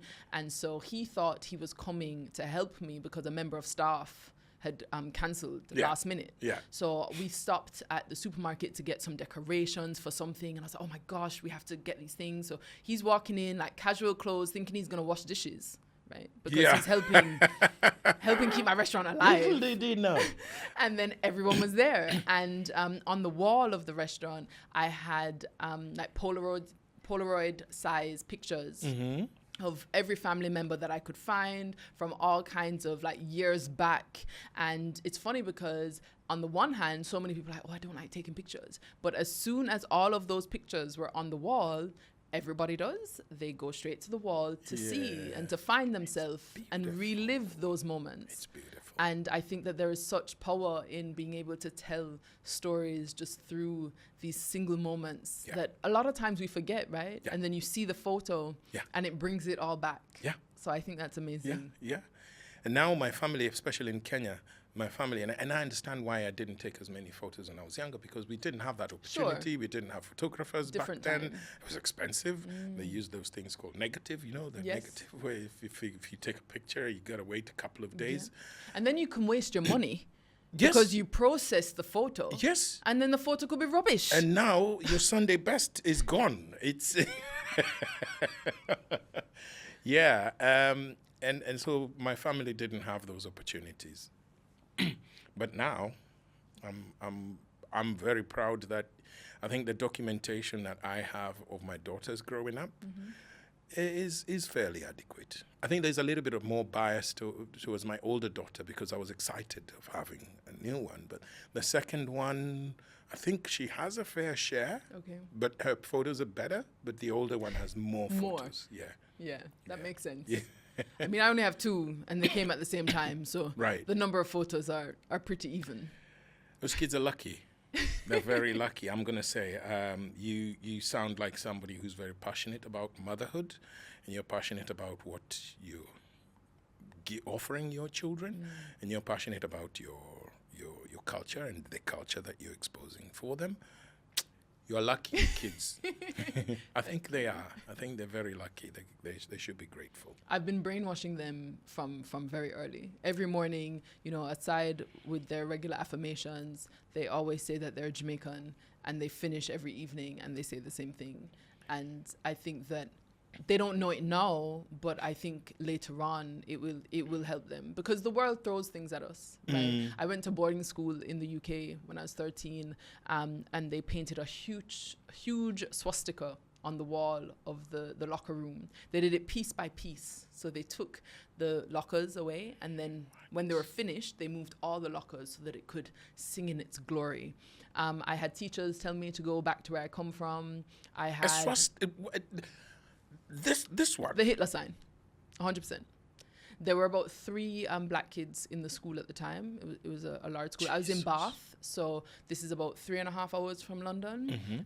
Teachers said, to go back to where you come from. I've only ever got into one physical altercation in my entire life. Usually, by the time I'm finished tracing you off with words, nothing ever happens. But this one time I was playing hockey and a girl in the class is making ape noises at me. And I took up the hockey stick and I clawed her. And then I got called to the principal's office to be told, violence, this, that, blah, blah. But he didn't know why I had hit her with the hockey stick. And so obviously after I explained why, then it was okay. But my point is that none of those experiences fazed me, because we go back to I'm Jamaican. And I don't think that I would have absorbed their negativity a lot more if I didn't have that identity as my armor. I agree. And so I hope that my kids, not that they're going to face the same sort of challenges, but they'll have challenges of their own.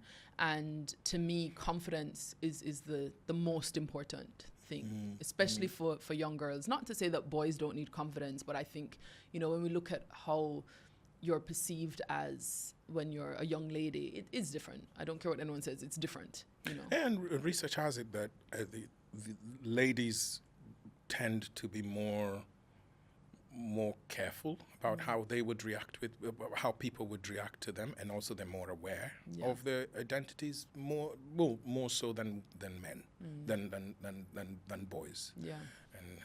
And to get to your point about what you say about brainwashing, I wouldn't even call it brainwashing. I just said you're planting the right seed. Yeah. You plant that right seed. Quiet, but it's got potential and it's powerful, right? It is the right seed. It's amazing. We spoke a lot about, you said that with your identity or nationality, I should say, being Kenyan, that almost installs some sort of foundational blueprint, right, for later on. Yes. And I wonder if with your relationship with your wife, coming from very different backgrounds, different areas, were there any parts earlier on in your relationship where this was a challenge? Yes, many parts. And I will even take it further and I'll say, COVID, during that period of COVID where we were indoors and you have nobody to talk to apart from the person that you live with, there were conversations that we unpacked about our experiences, and we went deeper than we had ever had, right? I think because there was nowhere else to go. You're not running away from this. Let us talk, and and so many instances. For example, the idea of who is superior, are these people more superior than the other? The idea of racism, for example, race in America. What does it look like? Race in racism, or race in Kenya? What does it look like? The idea, in Kenya we have this habit. And I say this jokingly, but it's. I don't know how to feel about it. So when I met my wife, every month I would go to Western Union to send money back home. Yes. Because you know why, right? My dad used to have a money transfer company, and we would send money from the UK predominantly to Jamaica and the Caribbean, and it came from the fact that he has a shipping company.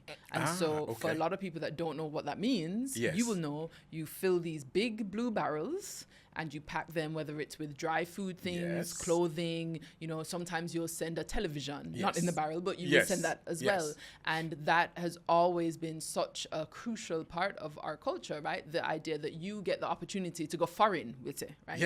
You go foreign, and you send back. And then my dad would see all of the shipping that we would do, and as time goes on and technology goes on, you then are now able to send money so that people can buy the things for themselves. And so it's funny because when it's your culture, it's so normal. Right? Like, of course you're going to send money home. Of course you're sending barrels home. Yes. And it's only when you see other people that aren't sending things, you're like, oh. So and I remember I went through that habit of every end month I would go to Western Union and I'm sending money back home. And I would be sending to my mom or my dad or, And my wife once said to me, I said, you always send money back home. Like, when are they going to pay you back? When I said this to my sisters, they laughed. Just like you, right? Because it's a cultural habit that only I would understand, right? They call it a black tax, whatever it is. It's a cultural habit. It's not a loan, baby. No, it's not. It's not a loan. That one is gone. That one is gone. It's not really gone. That one is what it is, right? So those are some discussions that we had to sit down, my wife, and talk about and say, hey, listen, there will be times where I'll be paying for school fees for a kid I don't know. It's just the way it is. There are people that they look up to me back home. So it's not just my daughters. There are people that look up to me. And yes, there will be tough situations where now my daughters are relying on me and look up to me. But I cannot forget about the baggage. No, not the baggage. I cannot forget about the life that I left back home, which gave me the foundation for who I am now, right? The community raised me. They brought me up here.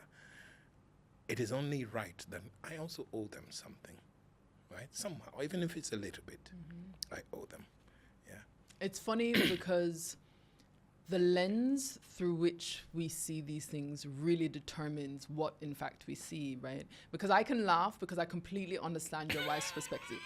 When are they paying you back? It's like, is this a loan? Yeah. I did by profit. What is our Is there profit? interest? What are we getting in return? Yeah. But at the same time, my heart is full to know that you appreciate that you are who you are because of it might not be just your sister who helped literally pay for your education, right? It might be the auntie that cooked a little bit of food one day. And the sense of community in that way, for me, is so loving. Like it is the essence of like day-to-day life. I say to people, I'm in this stage where I'm like, okay, where are we going to live, right? Where are we going to settle right now? And I was just in Jamaica for a month, and a lady who has worked with my dad nearly as long as I've been alive, right? Miss Gloria, she's worked with my dad for years and years. I remember that when I got to the office, I would have to make my dad's coffee, and Miss Gloria didn't have to make the coffee because my dad was teaching me that sense of responsibility. Right. I then get to drop off my girls to my dad's office, and Miss Gloria completely falls straight in line as though she has known them from birth, right? They're 4. Yeah. And every day there's a mango, like a bag of mangoes for the girls, right? Every day. And this is a beautiful thing of not that you are coming from like abundance in terms of finances, but everyone will do their little part. Right? They will give, they will spoil. And I say spoil like this because I love that it's mangoes and not like some sort of contraband. Yeah. But and it's everyone showing, right? It's everyone showing this sense of community. I was at the security to try get into the building after work hours, and immediately was, well, we haven't got the call that you're allowed to come in. Where's your ID? I was like, well, I don't have ID because I don't actually work here. Right. But it's my dad's office, please. And she's like, well, we have to wait for the call. I said, okay, no problem. 2 seconds later, what are you coming to do at this time? I said, well, my daughters are there, so I need to pick them up. Oh, is you have the pretty little girl, them? I said, yes. Oh, come true. And I was, I was like, 2 seconds ago, this was top-notch security, and you couldn't let me through. And the minute you knew it was for my girls, you lit up, you're telling me how they're cute and all of these things, and immediately it was like, okay. And to me, that sense of community is what I probably miss the most. Yes. Right? Yes. And it goes back to what we spoke to earlier about how I think our communities, our cultural backgrounds, we see kids as keys to the culture. Like they open conversations for us. They open opportunities for us even, right? People see them as actual growing moments for people, right? Kids, pregnant women, older people, right? And I think that's beautiful. I think that's beautiful. Yeah. Has your experience in Thailand been any different because you're a black man? When you say different, what extremes are we talking about? Positive difference? Any different? Negative difference? Any kind of difference? There's been loads. Really? Can I tell you my first ever experience of for example, a negative experience? So a negative experience, one time I'm going to the embassy because I'm being the right person. I'm doing the right thing, which if you're new in a land, then you register with your So you're going embassy. to the Kenyan embassy. So I'm headed to the Kenyan embassy in Bangkok, in Soi Tonglo, or Soi 5, which is where it was before. And I get off the train, I'm walking, I had my backpack in my bag. I was coming from work, so I had my laptop and everything. I'm headed to the embassy because I asked for time off. So I'm looking neat, I think, right? I'm coming from work. I'm a teacher. What are you talking about? And I'm walking towards, quite a walk. It's about 5 to 7 minutes walk, 5 to 10 minutes walk, let's say. As I start my journey towards the street where the embassy is situated, 2 cops get off their motorbike, the Bangkok brown cops, and they stop me. They go, hey, where are you from? Show me your passport. Of course, I had my passport, get it off. And they look at it, and then they look at it, and then they say, where are you going? And I said, I'm headed to the embassy, just right here. Do you know, they stripped me everything, searched everything I had, checked my pockets, opened my bag, dropped all my laptop that was there. So a crowd is already forming there. They're expecting something magical to appear from my bag, right? Like, hey, they got him. And it was, I had books, I had books, man. They showed that I'm a teacher. I had my laptop. They opened it. Of course, they found nothing. They found like USB stick. I had an iPod. I don't know if you know what an iPod is. Yes. I am that old, babe. Yes, I had an iPod. Actually, it was an MP3 player. I couldn't afford an iPod back then. And then they just left it there, and they just got on a bike and they left. And With your belongings everywhere. Yeah. And you know, at that time, you're shocked, right? That you never experienced something like this. Everybody's been nice around you. And then all of a sudden, these cops come in and they check. Man, they searched me. If they were looking for anything, they would. If it was somewhere where the sun doesn't come, they would have found it. And then they just got on a bike and they left. So I get to the embassy. Ambassador at that time, lovely gentleman, I forget the name. Not Wamoto, but Wamoto was the second one. Lovely gentleman. I told him my experience. He said, I'm really sorry, but welcome to Thailand. Just know that things like these will happen again. Really? And I go, why? And he goes, yeah, but there's been, some negative experiences with some people of African origin with substances that they're bringing. And I said, okay, but, use intelligence. I was just trying to be logical, but sure. Sometimes with authorities, logic goes out the door, right? April, I finished registering at the embassy. I'm walking back to the train. Not again, boss. Part 2? Yes. Literally? Different cops. But the same process? Left my laptop down there. Gosh. Wow. I got on the train, I cried. People are crying thinking, what is wrong with this? What are you doing? And, I just got on the train and got back home. Of course, by that time, it was time to go home. Got home, people in the village happy to see me, and then I just lived. Some people like to say, because what you've described makes me think of the stop and search policy that happens sometimes in the UK. And I always hear people on the radio saying, oh, but if you have nothing to hide, what's the problem with stop and search?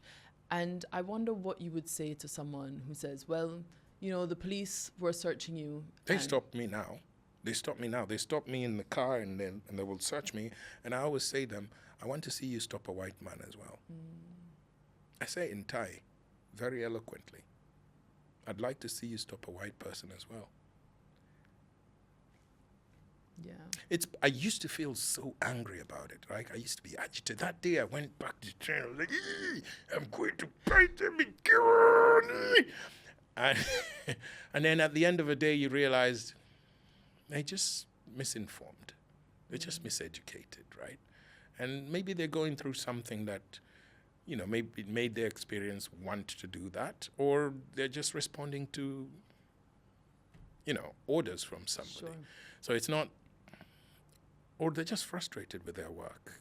It's not what they are, probably. That would make me want to leave. I know. If someone stopped and searched me, I remember I was at Penn Station in New York, and police officers asked to search my backpack. And I was at college at the time. I said, you're not searching my backpack. I said, I'm going to call my lawyer. You don't have the right to search my backpack. And immediately, because of the way I speak, I'm not African American. And the energy completely changed, right? I'm still probably a little bit too cocky for the likes of an American police officer, but I also have like the undercurrent of charm. So I tend to get away with certain things. And the point is, no one searched my bag and I went off on my merry way. However, if I had that experience of someone searching me and also just treating me a particular way, that would be my cue to exit stage left, especially because I've grown up in a black country. Yeah. And I think that's like the biggest difference. A lot of my family, they've grown up in the UK. And so even though you can have the essence that something isn't quite right, this is all you know. And I do think that knowing differently, it's great, but it can also be more difficult to accept the things that shouldn't happen that way. Of course. And I think, like I mentioned, there's so many experiences that we've had before that are way worse. Like, what is that? Just seeing me in public and checking my stuff Sure. and then nothing? Like, you didn't harm me. You didn't. Like, of course, I felt bad, right? Emotionally, I felt bad. And I go, this is nothing compared to, you know, for example, observing and watching your mom die. You know, this is nothing. Yeah. Just go live your life. And then again, it goes back to what I said earlier. I don't care what people think about me. That's their problem. I'm okay. I'm living my life with my cup. I'm okay. And I would have, you know, if I would have let that experience interfere with my life, maybe I would have ended up different. Maybe my life would have been positive henceforth. Maybe I would have ended up, you know, probably living somewhere in America where I would get shot by Thursday, or maybe ended up somewhere in Tanzania where I lived my life happily ever after, right? But the idea of, for example, police brutality and police injustices, it's everywhere. It's everywhere, right? Just the other day, Kenyans went to the street because a gentleman was Shot in the head. I saw a story. Man, that's one of the few that you saw. So Okay. there's another one called Albert. Albert Ojwang was having lunch with his dad, or dinner, lunch, having lunch with his dad. These cops come and pick him up. And they tell him, hey, you're needed by the Criminal Investigation Department because of something you said online. It's nothing big. Okay. It's okay. Dad says, is he going to be okay? Yep, no problem. So they go, next day, dead. At the police station. Now, they drove him 300 kilometers away, right? Which is illegal, right? It's not acceptable. Sure. They needed to have reported to the nearest police station. Apparently, they didn't. Drove him as far off. The last conversation that we have online is of Albert calling a friend and saying, these guys are taking me to Central Police Station, which is a police station in Nairobi. He was arrested in Homa Bay, Okay. in 300 and something kilometers away. So, of course, the friend assures him and says, hey, I've been arrested before. It's okay. Central Police Station is safe. Take it easy. Just be Okay. calm, right? Which he is. And that's the last time they heard of him alive. The cops show up and give a statement the next day. I think it was the chief of cops. What information did they say? He banged his head against the wall to death. Ha! What? CCTV footage from the police station doesn't. It doesn't. Magically For some disappears. reason, it doesn't. It's not functioning. It wasn't functioning at that time, even though right now it is. But CCTV footage from the hospital, which is where they tried to take him or whatever, shows them showing up with him with the already dead. Wow. So yeah, and that's just one case, right? There's been Sure. cases and cases. A lady that was arrested the other day, 2 or 3 weeks ago, ended up dying as well, just like that, In police custody. unknown circumstances. Do you know if you're in a police cell, you cannot be by yourself unless you are arrested of huge freaking criminal. You cannot be in a police cell by yourself unless I cannot imagine what would make you be by yourself. Right. Nobody saw him. Cellmates, nobody knows anything. So this experience can happen to anybody, right? They experience it. And then again, that can happen to me there. That can happen to me here. It's just, it is life. You brought up the fact that you had lived through losing your mom as a source of strength to Yes. overcome all of these other Yes. things. Mhm. At the time when you're a teenager, are you able to already have that wisdom Of, that this trauma is going to serve you? you mean that this trauma would change my life? Yeah. I think I knew it would change my life. I didn't think it would make me stronger. I actually thought I was giving up. We were giving up. Like, my mom is gone. Why am I going to school? Why should I go to school? If you and I in Kenya, they have this, I find it horrible system, where if you sit for national exams, they would take the cream of the top and allocate them to what they call national schools. Okay. So then national schools only have those smart people. So I'd worked hard because I knew I had. In Kenya, education at the time was your way out of poverty. Also, they said it, right? So I worked hard, and I was like, I'm going to a national school, and so I did. But just before I joined national school, Mom dies. So there was nothing left. Like, why am I working hard? Like, what is there? And so that broke us. It broke our family. It broke us. And I think seeing where we are now, that we're able to go out in the world and travel and explore. My brother was in Dubai the other day with a family doing desert safaris. I called him Ibrahim, and you know, things like that.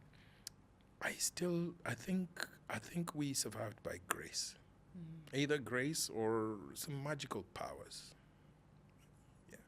So yeah, when it comes to that experience of losing Mom, I didn't think it would make me strong. I thought it would break me. I didn't know what was lying. I didn't care what would happen, like, after her burial. That's how, like, my life was here. This is it. Tomorrow. Yeah. And when do you feel that you felt that shift? I think when I started having hope. I think I started having hope and realizing that, you know, despite having that one person that is your backbone, there are other people that actually care about you as well. There's a community around you that would care for you. We have a very, very supporting extended family. We're going to have a WhatsApp group. We communicate every single day. Love that. Every single day. Somebody updates you on what they're doing. Somebody updates you on what it's every single day. Very supportive. They happen to come from my mom's side. Okay. Right? Which is very weird culturally, right? Culturally, once in my culture, in the Luo culture, once you're married, you belong to the man. Okay. The kids belong the other way. Now you are not part of here anymore. We call them Kanea. Kanea means like from your mom's. My family and I were closer to our mom's family as compared to our dad's. In fact, not as close to dad's. Yeah. Wow. Yeah. So having that supporting community around you makes you realize that maybe there's something special that they see in me. You know? Maybe there's something special that maybe will happen. And then the more you grow, you fight, you experience more tough times, and then you realize, yeah, there is hope out there. You're all right. Thailand isn't round the corner from Kenya or Tanzania, right? No. It's quite far away. Yeah. And you speak of this beautiful WhatsApp group. Yes. Have there been any moments where you've felt that you really missed out on something because you are so far away? Of course. So the challenge of these WhatsApp group is because they send pictures as well. So I'll show you a picture that they sent the other day of a reunion that they had with all the Kenyan food and all the celebrations of somebody's birthday. And then you're there eating your somtam, you know. And I give you the other example. When I went to Kenya, I had to go without my family. We were meant to all go together. And quick fact, by the way, one of the reasons why we didn't go with the whole family, my wife is pregnant. Your wife's pregnant now? Really? Why are you shouting? Sorry, what? I didn't know that's what was going to come out your mouth.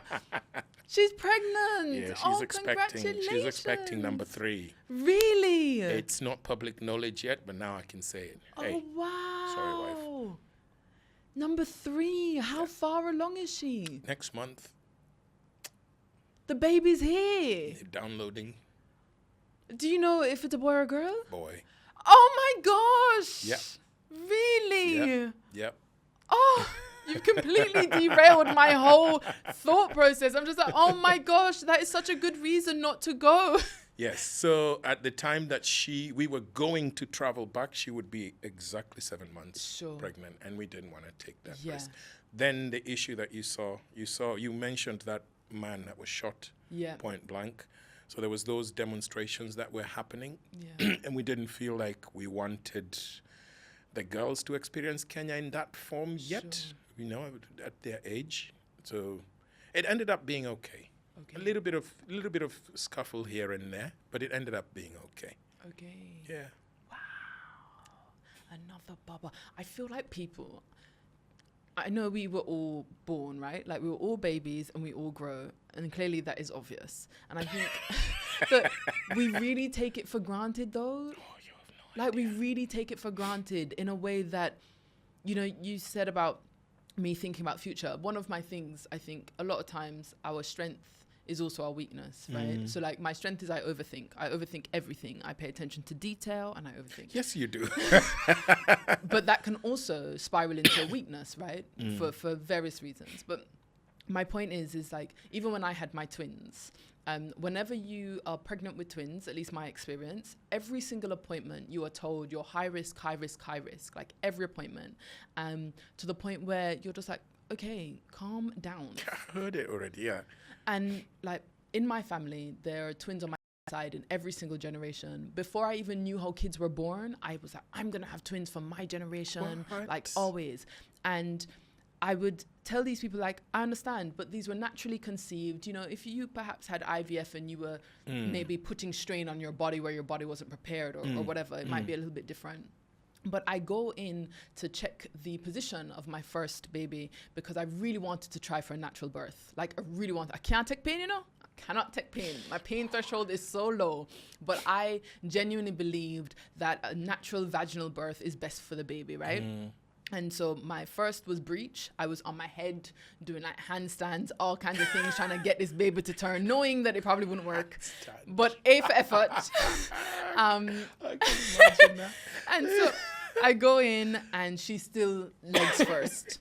And this particular hospital, they are no to breech birth. So I was like, okay, you know, we tried, we gave it a good go, but I'm going to have this C-section. And the midwife, she sees that there's some protein in my urine. So she's trying to just check if it could be something worse. So she's calling the next department a few floors up at the hospital. And she can't get through to anybody on the phone. So she sends me with a handwritten note. This is at Chelsea and Westminster Hospital in London, which is relevant because people love to comment on about Jamaica and third world. Yeah. Now, if you told me that in London they'd be sending me with a handwritten note, I would have been like, stop being silly. Take this. Right? So I take the note and I go upstairs and lo and behold, I've developed preeclampsia. And they don't really know exactly what it is, but basically you have to have the baby because you need to get the placenta out. So I was like, okay, the doctor comes in and explains. And so I said to her, okay, so you'll call me and tell me when to come back, right? For this C-section. She said, no, April, it's an emergency C-section. So it's no. So I said, no, it's not. I was like, I came in for an appointment to check the position of the baby. I didn't bring a hospital bag. I haven't eaten. Like, no, it's not. She goes through all the risks. She's like, you could die. I said, I appreciate what you're saying. However. But it's not happening now, right? And a lot of people are like, April, what? But the reason why I did that also is because we were during COVID. They're already short-staffed. Remember, going back to the mortality rates that we had spoken about earlier in the conversation. Right. And in my mind, when you have twins, you need double everything in the room. So you go from 5 to 6 people to 10 to 12 people. Right? You are already short-staffed, and now you're going to have to go and find extra 5 or 6 people for this pregnancy.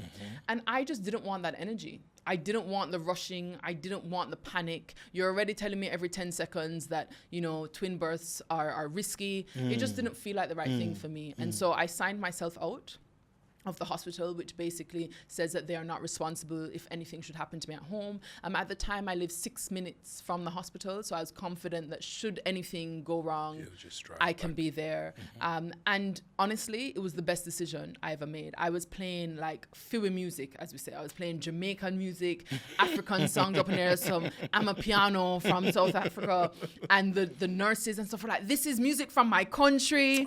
I didn't know what I was having. I didn't know if I was having boys or girls. And the doctor was like, what? Like, you don't know what you're having? I'm like, no, when am I ever going to get this surprise again? Like, I love surprises. And so he was like, oh, let's find out what these babies are. It was just really good energy. And I know that it wouldn't have been that had I had the emergency C-section. But I say all of this to say that when you're carrying like life, I do think that as a society, we don't understand the magnitude of what that means, right? And we don't appreciate all that is going in to that moment. So I'm like so happy for you. Thank you. Like so happy for you. Thank you. A quick note. I mean, when we got our first two, we didn't want to know the sex. Really? Yeah. Even the third one. I'll be honest with you. I think my wife thought I wanted to know. Okay. Yeah. But I was so ready to not know, right? Because by design, I just haven't known. Yeah. And now that you know you're having a boy, how does that feel? It feels different. Initially, it didn't matter to me. Mm-hmm. Like initially, I didn't care if it was a boy or girl. Like Okay. it's a baby. It's beautiful. I wanted boys. Did you? Yeah, 100%. I felt that my mother left me, and so when I was a teenager, and I felt really scared about becoming a mother for very long, because I was like, sometimes you hear of abusers doing something to a child and then the child goes on to repeat what the abuser did. And I wasn't physically abused, but it was emotional, right? And I was just very scared that maybe that was in my genes and that I would repeat that same sort of, let's call it ill treatment, right? I would repeat that to my child. So for years I was like, yeah, no, maybe I shouldn't have kids. And then when I was pregnant, I thought, maybe if they're boys, then I'll have a better chance at having a successful like motherhood journey. And I know that we live in this world where people like to say that gender doesn't matter, but I think gender matters. And therefore, I think there is a difference between the mother-daughter relationship versus the mother-son relationship. And I felt that if I had boys, it would give me perhaps a small advantage to making sure that we would have the type of relationship that I want from my kids. I will tell you that the universe knew better.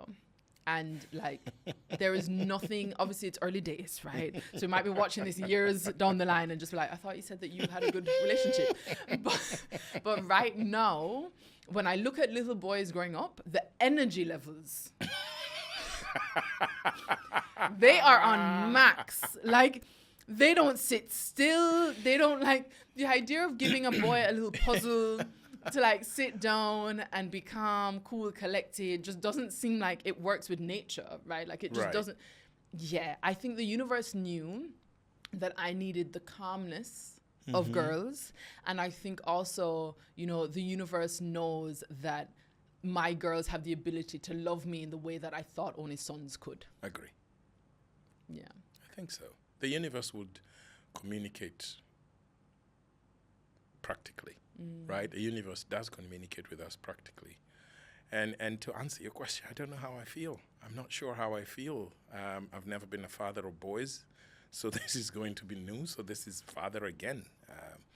So we're starting step one again. There are aspects of being a father that I'm excited about. And then there are those aspects of being the third time father that can be worrying, right? Yeah, family dynamics will change. Probably need a bigger car. Sure. Right? Yeah. I mean, I'm impressed that you guys have decided to sacrifice sleep all over again, because I think like my girls were sleeping from 11 months, 7 to 7, with one wake up for a feed at 11 o'clock, right? And I think because of my background in hospitality and having to do really, really long hours and operate like, and when I say long hours, I mean like 4 hours sleep, wake up, do it again, right? And I do think that helped prepare me for sleepless nights, because I've been running around on empty for so long. Yeah. However, the idea of me going back to that early like baby stage, I'm not sure I could. April, never say never. I'm not saying never. Never I'm just say saying, never. I'm not sure I could. Do you remember who I was meant to be marrying when I was younger? A black woman with the giant bottom. Oh my gosh. Never say never. Very true. Things change. Yeah. Oh, your bubba's coming.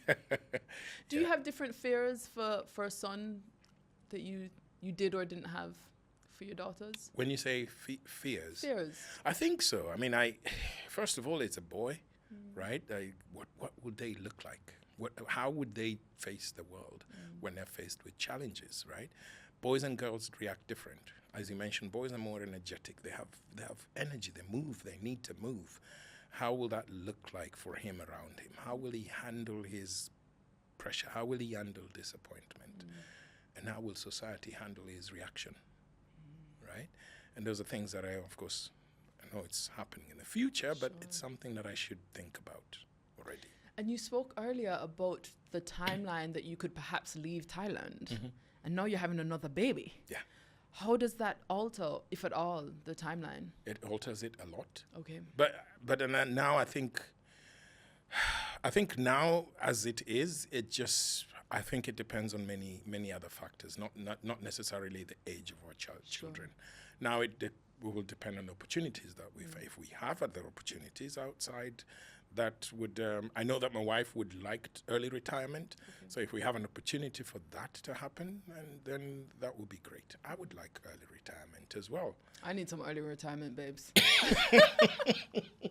Google. Oh, wow. Yeah. So we'll see. How are you different having had this experience of living abroad? For so many people, I think that they're thinking about should they move? And I do think that I take it for granted, what it takes to kind of pack up your things, get on a plane and start somewhere new. What do you think that you've gained by taking that first leap in 2007? Yeah. And what do you think that you've lost? That's a quite long-pronged question, but I'll try and answer it in the best way I can. I think I saw a meme somewhere, and it says, don't mess with anybody who was able to leave everything they could to go and live in a country where they understood not the language or the culture. Yeah. That is somebody who's willing to take risks. That's a risk taker. That's a courageous person. And I think it taught me that take your chances. Take your chances. Because if you don't take the chance, then how would you know if it was right for you? Right? Take your chance if it feels right. If it feels right, go for it. Take it. So something I've learned is, as much as the fear is there, if you have the education and the knowledge to sort of know how to maneuver areas around you, go for it. Go for it. If you feel, now that I know what I know, like in 2007, I didn't know where my landing spot would be. If I ever landed here and I land at the airport and there's no job for me, what would I do? But now knowing what I know, listen, if you told me to go and live in Iraq, and if I know that the opportunity there is going to be great, I probably will. Okay. Right? There will be checks and balances for that, but I probably will. It's possible. There's something out there. I always say that every country is the best country. Oh, really? Every country is the best country because it depends on your experience. I might be talking about safety here in Thailand, but there's somebody in Thailand who says, if you call that safety, go to hell. Sure. So my experience might be different to somebody else's experience. However, just as you mentioned earlier, there's that you call it brainwashing, I call it planting the right seed of being patriotic to your core and your country. There's a level of knowledge that you are living in the best country at the moment that nobody can take away from you, right? And that's just the reality of it. Now, my learning, or something that I've learned that I think would be helpful for me in the future, is I will make the place I go and live the best for me in every possible way I can. Things that I'm missing out on, loads. Like I said, the cultural connection, the opportunity of organic growth, right? And when I say organic growth back home is not as easy, because the competition is vast. The competition within your professional growth and economical growth is not as easy because you're not an expat, right? You're living like that person with hundreds of thousands of other people who are equally as qualified as you. I always say that I'm here because I'm privileged and I'm lucky. Like, I'm lucky that our Google ad or that email I sent responded to me. They probably responded to other people who never checked their email, but I did, right? So, in terms of growth and luck, I think I'm missing out on that organic growth. Every time I go back home, I see some of my friends, and they've gone and extended their education. They've started families. They look like they're doing well, and I miss that. They're connected to the culture. They understand what's going on back home. They're able to tap into local opportunities here and there, all right? And I miss that. I also miss growing. I miss bringing up my children in Kenya, right? Not necessarily because I think it's the best. It's just I miss it. It's just home. I know a lot of people that are either living in Kenya or considering to move to Kenya, and they're not Kenyans, by the way. And there really seems to be like an energy, right? Like whether that's economic energy. And I wonder if you ever think, should you have gone back sooner to kind of capitalize on that wave? Many times I think about that. But I also think, I think the same way I owe so much to the society, I think it's the same way the society owes me that kind of growth, right? So if I move back, there's got to be something that it's going to offer me that will defeat what I'm getting here, right? So the society also has to produce something. What am I being offered that will make my life very comfortable there and bring up children in the quality of life that I would be living here? So I've thought about it, thinking about it, but then again, it just depends on the opportunity that will be there, right? Like, hey, patriotism does not pay bills. Yep. You know? We're seeing that with a lot of our athletes at the moment in Jamaica. I say a lot. Some athletes, they're converting to Turkey. Because same. I was a convert in the Middle East as well. And I mean, I get it because, like you say, being proud doesn't pay the bills. Yep. But I'd be lying to you if I didn't say my heart hurts a little. And hopefully it's reconsideration from a local perspective as to what are we offering. Like how you say your country needs to offer that makes it make sense. We need to be doing the same. Brain drain is a huge thing for Jamaica, where you have people going abroad, getting their education abroad and not necessarily bringing that back. And so those are things that we kind of have to tackle. And I think between you and I think Jamaica and Kenya have similar sort of cultural tendencies in terms of how governance happens. I think both our governments have a lot of money, and they could do better for the arts and the sports. Especially because both of our countries, those are the things that stand out in most times, right? Like Kenyan athletes stand out a lot during the Olympics. Yep. Very patriotic. We wave that Kenyan flag like nobody's business.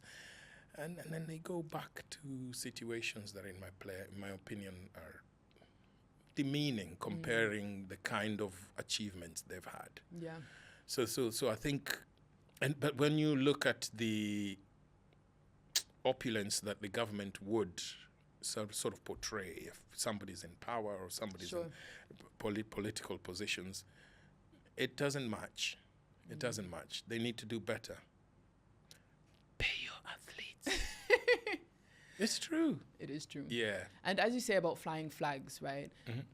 I look at you, I see socks, I see details. I'm like, yep, this is a man who's sending a message to the world, right? That I know where I'm from. I'm proud of where I'm from.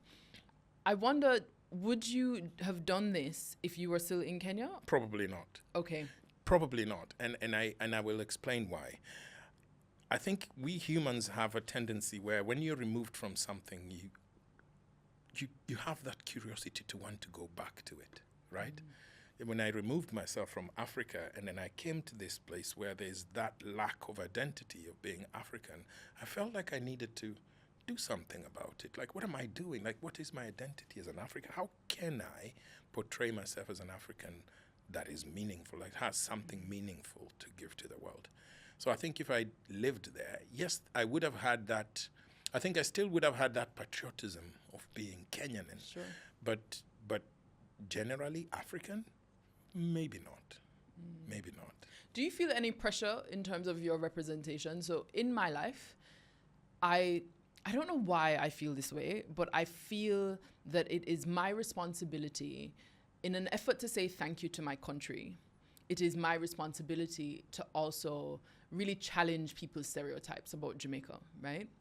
And we don't need to go into all of them, but there are clearly distinctive things. People think of Bob Marley, they think of ganja, they think of running and music, right? Yes. Like, that's kind of it. Yes. And but they also think that as Jamaicans we're all hungry and suffering, or that our lives in Jamaica would be kind of demeaning, right? That we don't know anything about luxury. Whatever the negative things you Right, can right. associate, that is what they would put on us.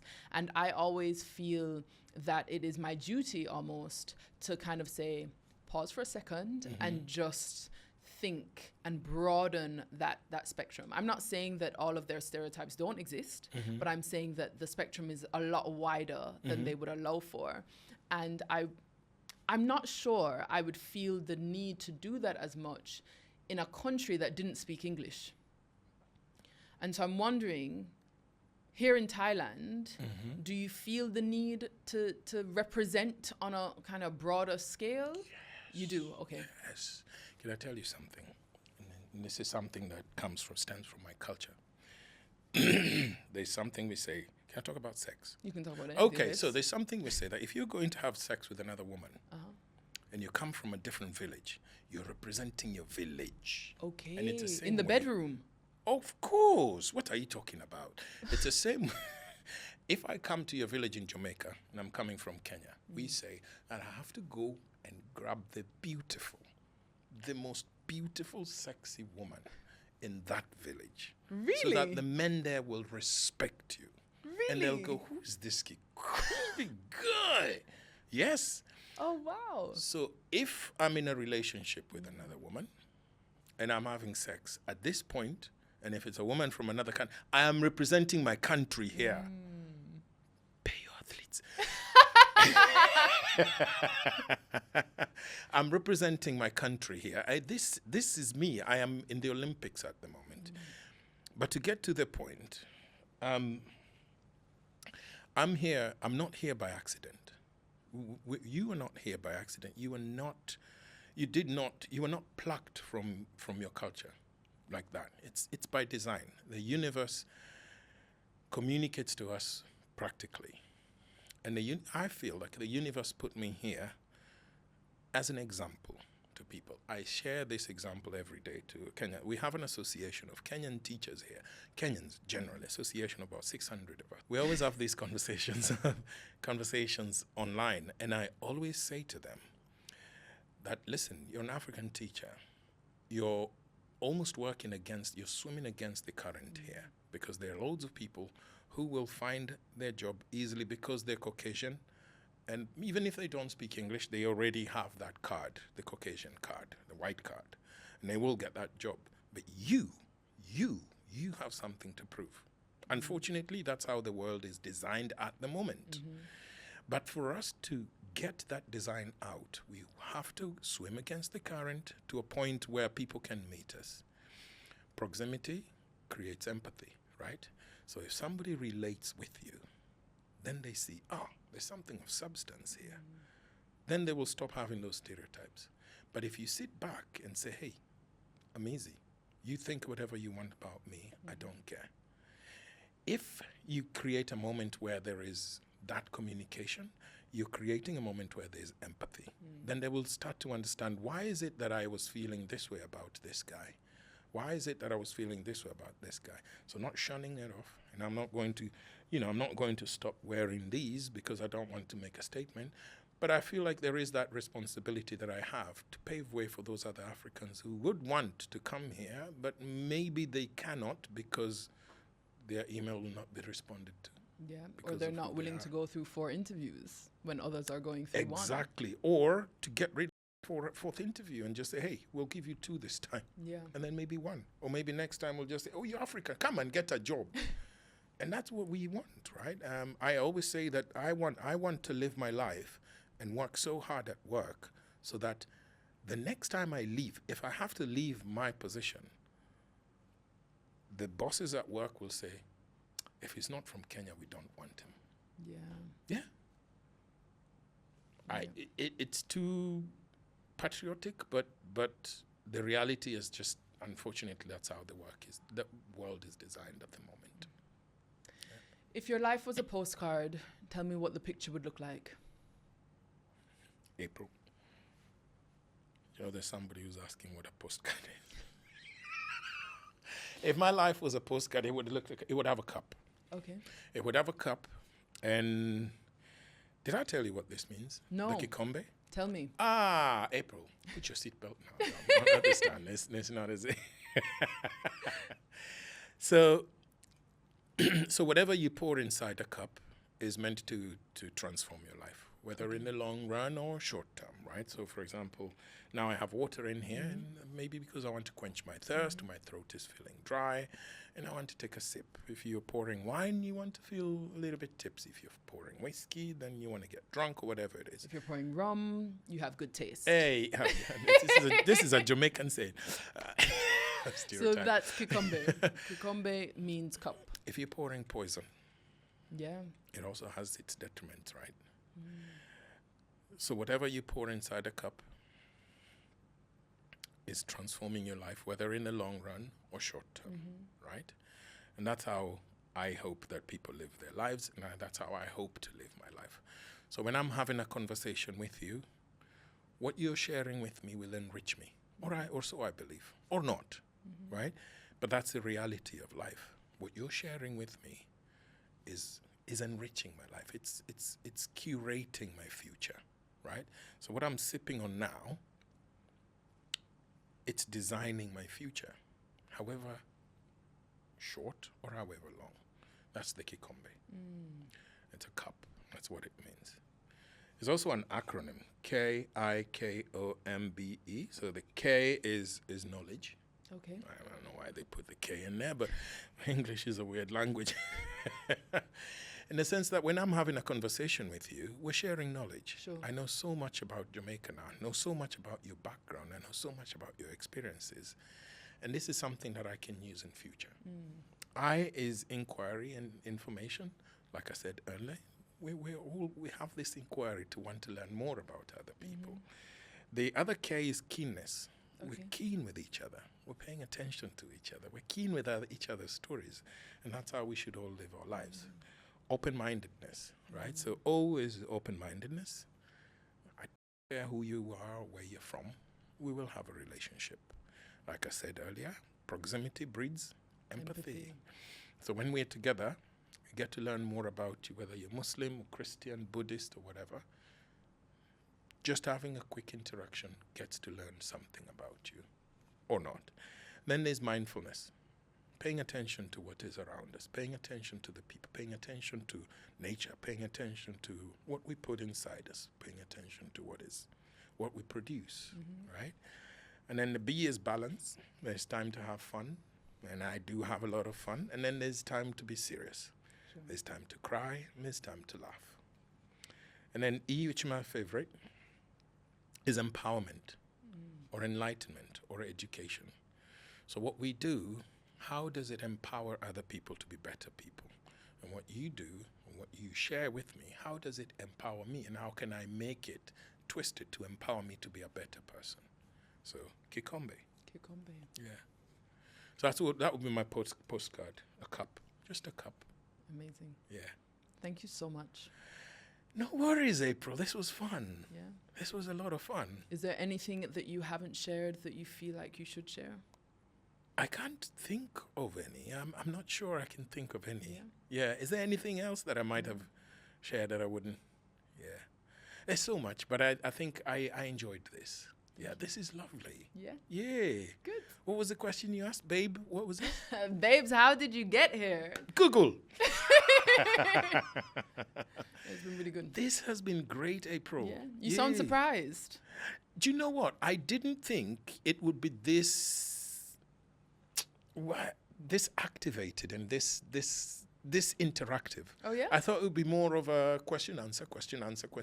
Oh, no, that's not how we roll, babes. I'm sorry, but that was a stereotype I had, and I've learned so much. Thank you. Thank you so much. You have something. There's a way that you ask questions that really make me reflect. Yeah? Good. You go deeper. You pinch that part of my brain. How could it be better from your perspective? I don't think there's any other way I would make it better. It's making me think, because I have a podcast as well. I have a podcast called Two Nilots in a Pod. Two Nilots in a Pod. Two Nilots in a Pod. And in our podcast, we share about African stories, particularly Luo culture, which is where I'm from. Yeah. And Ali is my co-host. Okay. Ali is my co-host, and we share about Luo culture, things about Luo culture that we probably lost, we probably had to get rid of because of colonialism and stuff like that. For example, I'll give you an example. In my culture, land belonged to a woman. Oh, really? Yes. In my culture, land belonged to a woman, not a man. Oh, I'm surprised. Yes. So, April, if you... Yes. So give me the land. If you and I were married... Yes, my land. My mom, so your mother-in-law, my mom, once your kids start growing up, will come, call you and say, April, B, come here, come here. Do you see this land from here to here to here to here? This is your land. Wow. If your kids go hungry, it's on you. Okay. This is your productive land.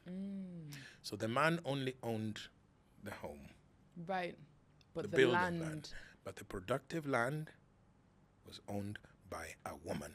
Amazing. And so we're trying to bring these stories back. Yeah. We're trying to bring these stories back. Whichever way they go, they go. Sure. The other segment that we have these 13 questions that we ask every guest. We hope we come in as you can come as a guest. Ali, we have a guest. Ali. And we hope that you can join us as a guest. And I've learned so much. We give everybody 13 questions, and then we try and structure conversation from these 13 questions. Sure. And the way you've interacted with me, I've learned so much. Oh, good. Yeah. Ali, watch this episode. No, but I appreciate you being open, right? Like, Thank you can you. only have these kinds of conversations if people are willing to share. Yeah.